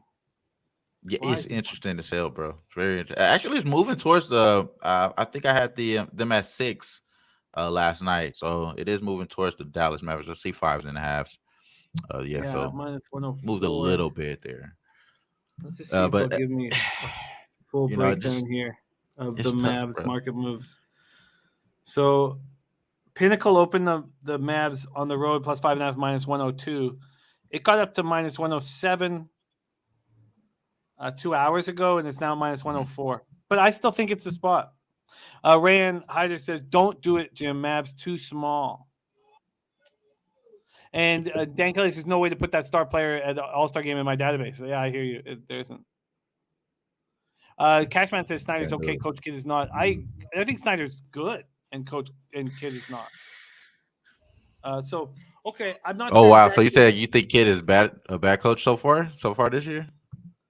I don't trust Jason Kidd as a coach. I don't think he's a very. I got you. You're talking about like for the long term. I got you. Yeah. But this year, with the Mavs sitting 11 games over 500, I think he's been good.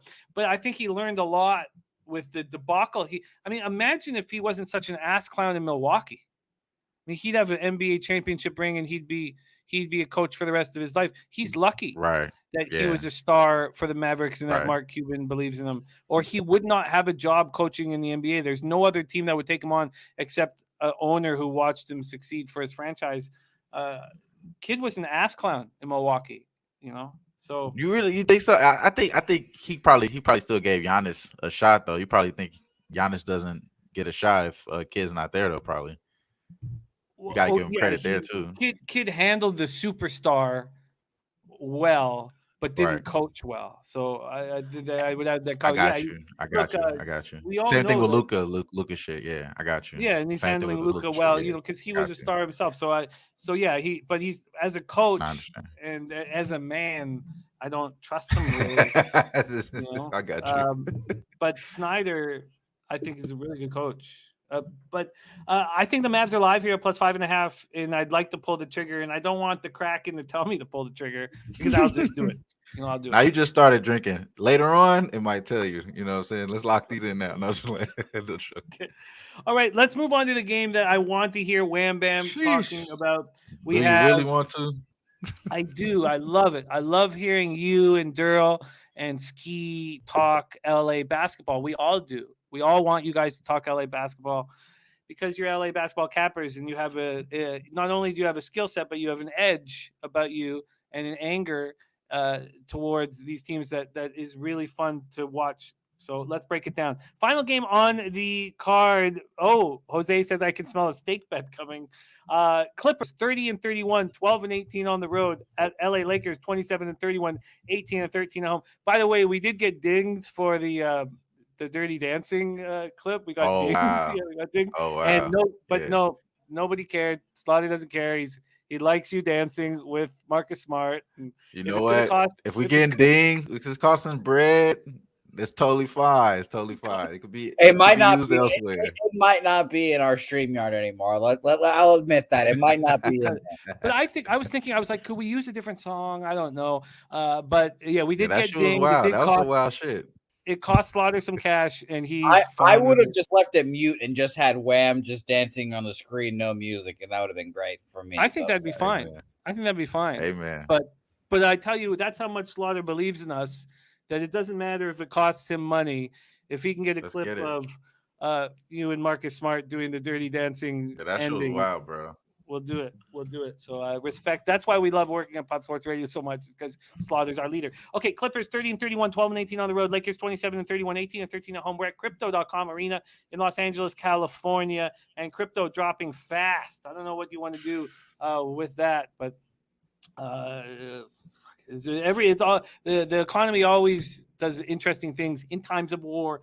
Clippers 3-2, 23rd in pace at 98.10 possessions a game. Lakers 2-3, 20th in pace at 98.55 possessions a game.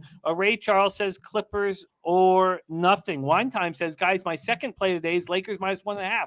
I'm big on the Lakers tonight. Official play from Wine Time. And right above that, Ray Charles says, no way I could bet the Lakers. Clippers enter the break off winning their third and four games, dismantling the Rockets at home 142-111. And there's Dennis Garcia, dude. Lakers snapped their 3-game losing streak with a 106-101 win at home over Utah just before the break. And the whole All-Star break was filled with LeBron stuff, and I want to hear your take on all of it. Lakers are sitting as 1.5-point favorites. That hasn't moved. This total sitting at 221 or 221.5. That hasn't moved. We go over to the cash flow. We have 9,268 tickets in, and it's a coin flip. It's a coin flip. 51% of the tickets on the Clippers, 53% of cash there. So that's not going to help you. But you have 47% of tickets on the under and 74% of cash on the under. So that's interesting when these two teams meet. And it will be all eyes Friday night on the Clippers-Lakers. That's going to be it's going to take all of the coverage. It's going to be the only game on in the second half. So, I mean, in NHL, there's the Kings, Ducks, and I don't think that's going to get the eyes of the sporting populace. We're all going to be watching Clippers Lakers. So, Astute Chaos and Capital says Mega Backwood. Mega Backwood, that's funny. The Real Deal Prime says the King will show no mercy here. And Dennis Gomez, by the way, saying public on Dallas and line not moving. It might be a Jazz blowout. I'm surprised the line's not moving, and I think that's going to be enough for me to hold on and just watch the line right now. There's Raven in the Desert, whom we love, OG. But first, Wham, before you get in the game, talk about your feelings on this past week with LeBron and the Lakers not adding anybody. And does that mean that LeBron's days with the Lakers are numbered? So start with LeBron and then go into the breakdown. Very interesting that you say that first, because in my opinion, LeBron is in Cleveland. Hopefully we can get Darius Garland. My guy Darius Garland, please. Let's get a trade. Let's do a sign and trade. Get something going on, man. If LeBron is leaving, let's not strip us from our soul, get rid of all our youth, and leave us with fucking Mr. Glass and shit. I think you take his ass with you too. Take AD with you if you're going, LeBron. That's how I feel, to be honest with you. But do you think that's going to happen? Do you think like that is a? Like, I'll tell you. There's really two options here. I think there's really two options that's on the table right now. Is the Lakers are going to play really well from here on out, right? They're going to play really well. They're going to kick Kendrick Nunn. It's going to make some difference, some sort of difference. Carmelo Anthony's going to be available. He's probably probable today. Most likely he'll play. Maybe they get a spark there, right? That's an option there. And maybe he stays. There's reports out there as well that, he's always wanted to stay with the Lakers. He wanted to end his career with the Lakers. It's always, that aspect of it as well. It's easier to have your son go to, the South Bay gym to G League with the Lakers. It's right down the street from his house. It's not too far from him. He's used to driving around this area. That could be the case, right? That could be the case, in my opinion. But I don't think so, bro. Fuck no. Like you said, so fuck no. Get LeBron up out of here. Take AD with you. Hopefully we get Darius Garland or some type of really good player. But yeah, man. Lakers, bro, are fucking dead, bro. He said no way Cavs. Now, you know what? yeah, there's no way they're going to trade Darius Garland, bro. Darius Garland's on the projection to be better than Steph Curry right now. People don't know, but as this point, his stats is better than Steph Curry, obviously because he distributed the ball a little bit better. But his 3-point shots, it's crazy as hell. Is his mom hotter than Steph Curry's mom? I don't know. Yeah, you know what? He got him there. You're right. He got him there. You got him there, and she might be available. Eye on her since the Davidson days. Might be available. See, that's who boss needs to be throwing up there. All this other shit boss is doing out here. Hey, watch your mouth. Watch that shit. Come on. That shit wild. But no, neither here nor there. Let's talk about this actual matchup though. In all seriousness, Lakers been getting schooled. They had some sort of life the last game. We know what happened, how that ended. It was Reggie Jackson, which is actually one of the clutchest players in the league so far this year outside of Embiid, which is a wild-ass stat there. Reggie Jackson did come up clutch again in this last game. Well, really, it was Russell Westbrook did some suspect shit. He allowed these Reggie Jackson to split the defender with him and Austin Reeves towards the end of that game to win it in overtime here. So I think and it was an interesting game as well. If you think about the Lakers not being able to beat this team since the bubble, they haven't won or covered since then. They haven't pretty much did that, but they did finally cover. They were 3.5 dogs in that spot, so they did cover there. And the favorite, it's been kind of the book's been pretty much on the Clippers side since the bubble. You know what I mean? As far as how they've been setting the line. Now their favorite here is kind of like a coin toss. Today is PG MRI day, so they're going to get information on him long term today. If he's going to be out for a long time or maybe him being able to come back. I think if he's able to come back, you most likely see Kawhi probably come back. Kawhi about to just call this shit quits. You know what I'm saying? Just kick up his feet if this is just a Clipper team. Who knows? But either neither here nor there though. Even though that was a creepy ass. Is that the Kraken? Is that Kraken laugh? No, that's right his there? Laugh. That's Kawhi's laugh. Oh yeah. Oh gotcha. I like. You know what? That shit is wild though. But at the same time, man, do we think the Lakers are gonna do something here, man? I just can't fucking back the Lakers, bro. I just think the Clippers are a better team. They're a better coach. What would have happened if we would have just got fucking Ty Lue as assistant coach? Just keep them away from something good. They got everything good because of our demise here. Just seems like we're the ones that's the laughing stock of LA, and the in the sophisticated side of things in basketball aspect, that people that know the Lakers is pretty much falling apart again. Even with the fucking, you thought it could be worse when Magic say I'm not coming back, but it's obviously becoming even worse than that. That you got LeBron. Obviously, his team is the one leaking this information about going back to Cleveland. So, you know how that shit work. The Clutch Sports. If they don't got the Lakers tied in now, the other Lakers go back to being what they were. We're gonna have some more Chris Mims, some more Brian Cooks out there. It's gonna be just Jordan Clarkson again. So it might be some bullshit like that. So I don't know, man. But and as far as this game, I will say the Lakers probably win and cover the spot. I could see them, getting some type of momentum. It's pretty much dead rock bottom for them right at this point. This is when shit starts to get real. Like, you know what I mean? Like, now are we just gonna see fucking Malik Monk try to get stats because he's getting paid, or are we gonna see LeBron quit on us? That's what I'm saying. We've seen LeBron quit countless times, bro. I can see him quitting again. And yeah, bro, y'all ain't gonna see me telling y'all to bet the Lakers though. Y'all already know I don't fuck with them. Y'all already know. Y'all ain't gonna see. But I would say they probably are the spot. But you ain't gonna see me telling you that shit. And I ain't gonna lie. On the last game, I did take the plus 7.5 against the Utah Jazz. I did take the 7.5 live, so I did cash with them recently. But I'm telling y'all, bro, I'm gonna do that shit secretly as fuck, bro. If I see it, like, I'll be low key as fuck. I'm not telling y'all that shit. Y'all already know I'm a fan, bro. I'm gonna tell y'all how I feel. I think the Clippers own us. I think Reggie Jackson still probably has a good game, but I do think Russell Westbrook plays a little bit better, bro, than people think, man. Like, I think he can figure this shit out in the midst, even though we haven't seen it, but I think he can be figured out. They need some help though, man. Kendrick Nunn, help us, bro. Hopefully something, man.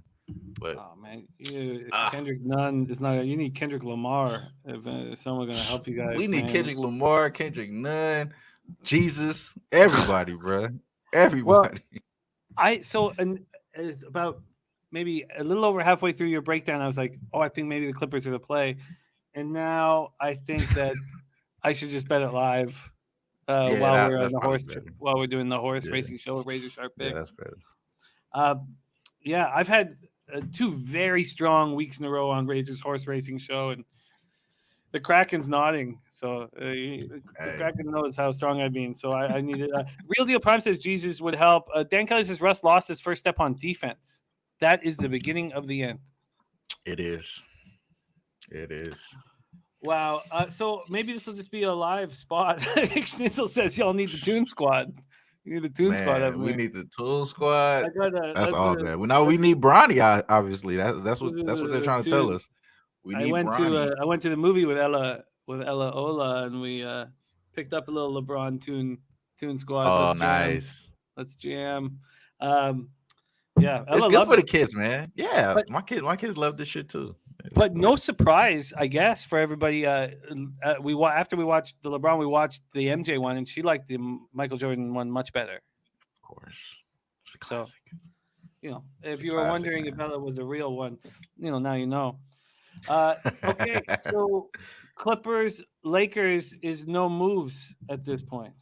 Yeah, man, stay away from that shit, bro. I like the Lakers. I'm not gonna lie, but I'm not betting that shit, man. All right. So I guess I'll just bet it live while we're doing Razor's show. It's so funny. You get one sip of the Kraken, you're like, you know what, Jose, should we go for hour 4? Should we get to 4 hours? That's the first thing.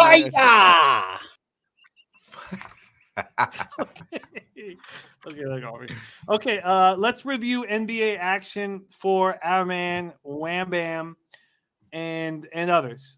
So first it would have been 5, but it was 4. First off, Jay Peasy. Raptors -2.5. First quarter Heat, first quarter Spurs, and first quarter Spurs, first quarter, and probably trifecta, and Clippers +1.5. Astute Chaos is on the first half under 114.5 in Toronto, Charlotte. Ron Crawford asking about O'McLeod. O'McLeod with back-to-back losses. Who knows? Maybe he's not back next week. I did say if he's ever 500, we just cut him. So he knows what's in front of him. Dan, I have your. I'll copy it again, but I think I have everything, which we'll go over here at the end. Here, and Sean Thug giving love to Durrell, saying salute, enjoy your vacay. By the way, it's not a. There he is. There's just Durrell right there. That's funny. I missed him. Okay. Okay. So, Raptors, Hornets. I'm on the Raptors -2.5. That line's moved to 2 with the Anunoby injury and the news coming out about his finger being broken. So, then Thunder, Pacers, no moves at this point. I'm on the over 228.5 in Rockets Magic. Beat that market move by 6.5 points. And Dan saying that wait to hit the middle at halftime. So it's a lot of fun to figure that out. Wham's on Wagner over 1.5 threes at +124. And let me pull up his. He's also on the Kevin Porter Jr. over 6.5 assists at -121. Oh, and you already tweeted out the Duncan Robinson stuff. Yeah, okay, I got the Duncan Robinson out. Okay, yeah, you already locked that in. Okay, so Wham's on Keldon Johnson over 16.5 points at +102. I'm going to grab the Spurs first quarter, ride with my man Ixnizzle, and also Ixnizzle's not the only one. We also have Jay Peasy on the Spurs first quarter joint. So then I'm on the Heat -4.5, and we have Wham on Duncan Robinson over 11.5 points at +102 and over 3.5 threes at +170. That's still really available because he could have got 20 minutes ago, he could have got 104 and 168. So that's still available. We've stayed off the Sixers Timberwolves at this point. Pelicans Suns, we have stayed off. Mavs +5.5. I'm going to wait on. Something just doesn't feel quite right. Even though I love the Mavericks game, right? And Joe Yurkovich also on the Spurs first quarter. Why is this line not moving, even though I think it's the look? And then Clippers, Lakers, I'm going to bet live while I'm on Razor Sharp Picks. Horse racing show here. And Durrell in Houston looking after family stuff right now. We have so much love for you, Durrell. And also, Durrell had a goal. His goal was to be 60% on the show. And after his 2-0 day, the Thursday before the break, he hit 60%, 54 wins and 36 losses. Good shit, bro. Very, very impressive. So we love you so much, Daryl, and we all can't wait to hang out with you in San Antonio and respect. Josh Easley says Mavs win, Lakers win, Spurs win. Let's go over. Ron Crawford is on the Spurs. Ron Crawford gave us a play on each game. Each sport. Colorado Avs regulation, San Antonio Monday Night, App State, and then our guy Dan Kelly is on the. Oh, let me just copy and paste this. Make sure I have it right here. He's on the Wolves first half +1, Wolves third quarter +0.5, Phoenix third quarter -1.5, fourth quarter Charlotte Pick'em, and second quarter Orlando +1.5. And that's that, Wham Bam. Thank you for running with us, my man. You're a good man. My God, you already know it's always love, bro. I appreciate you, man. Appreciate you too, Jose. Didn't take my stakes out of my pocket, bro. I appreciate you, bro. Let's get him back up here, man. Let's get Jose back up here. Yeah, your stake action is very, very interesting. And I also have a second stake bet going on with him. So look at him. He's already hambo. Yeah, I'm on the sauce already. I'm such a cheap date. It's ridiculous. I had 2 beers last night. I was in the sauce. I've had 1 now. I'm like, so. We'll stay on with me, you guys, to put a bow on the week here. Look, we gotta talk about the schedule too. Yes, let's talk about the schedule. It's been a tough week for me, and it hurts, man. And just thankful that I get to keep having this opportunity, and don't feel like I really deserved it this week with my action. And God, I want a winning day today, and I expect to get it. Real Deal Prime has Jose puking in San Antonio at 100%. So I said 200% actually. So you guys are a influence. You guys is just peer pressure. Starts with us, huh? And then starts with us, and then you just grab your drink, huh? yeah, you bastards. I can handle anything else but drinking. I just not my thing. Thank you guys for everything here. You guys make the show so special. Everybody in the chat: Dan Kelly, Piker, Cashman, Just Earl, Joe Yurkovich, Stu Chaos, Dennis Gomez. His Clippers are the better team right now. Hands down, says Dennis Gomez. Sammy, Ray Charles, Real Deal Prime, Locke, Bresner, Cashman. That's Garcia, by the way. Say what? You were saying Gomez is Garcia. As a Hispanic, I need to call you out on that. No, you're drunk, and there's 2 people in the chat. Oh, okay. So, Josh Easley, rants, wine time. You're right. I saw Dennis Garcia, and I was like, that's not what that is. My guy, DG. Well, there's 2 of them now. Great Soul says, bro, he's late. Real Deal Prime says, bring the beer. It's unfortunate. I hate myself. I'm sorry. Oh, wow. All right. Don't do that. I've got to figure out some additions on this college basketball card and decide if I want to add anything to this NBA card. Drew Vinsky says, cash it. You guys, thank you. Let's have a nice weekend here. I'll be on Razor Sharp Picks Horse Racing Show tonight.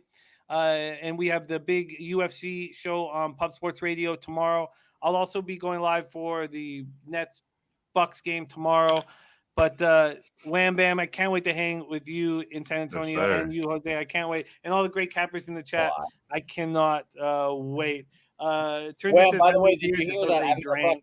I'm going to beat Jimmy's ass in a race, Jim. Wham, I don't know if you you're going to foot race. We're going to see the. No. Nice. Oh, nice. Oh, yeah. Nice. Wow. Yeah. Okay. I'm going to dust his ass. Once with hockey skates and once with figure skates. I don't know about that, but I'm going to dust his ass.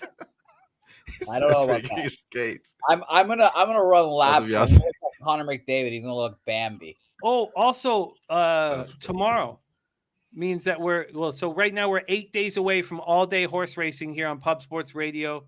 March 5th, prep races galore, heavy sauce day. 10 hours at least live hammering horses. So that's a week from tomorrow. Okay, I love you guys. One quick shot to you guys, and then Wham Bam. Actually, while we're shooting Wham Bam, can you let us out of here? Jesus. Yes, sir. We appreciate y'all. Y'all know what it is. Like my guy Dutch say, we went in, came out with the motherfucking bag, man.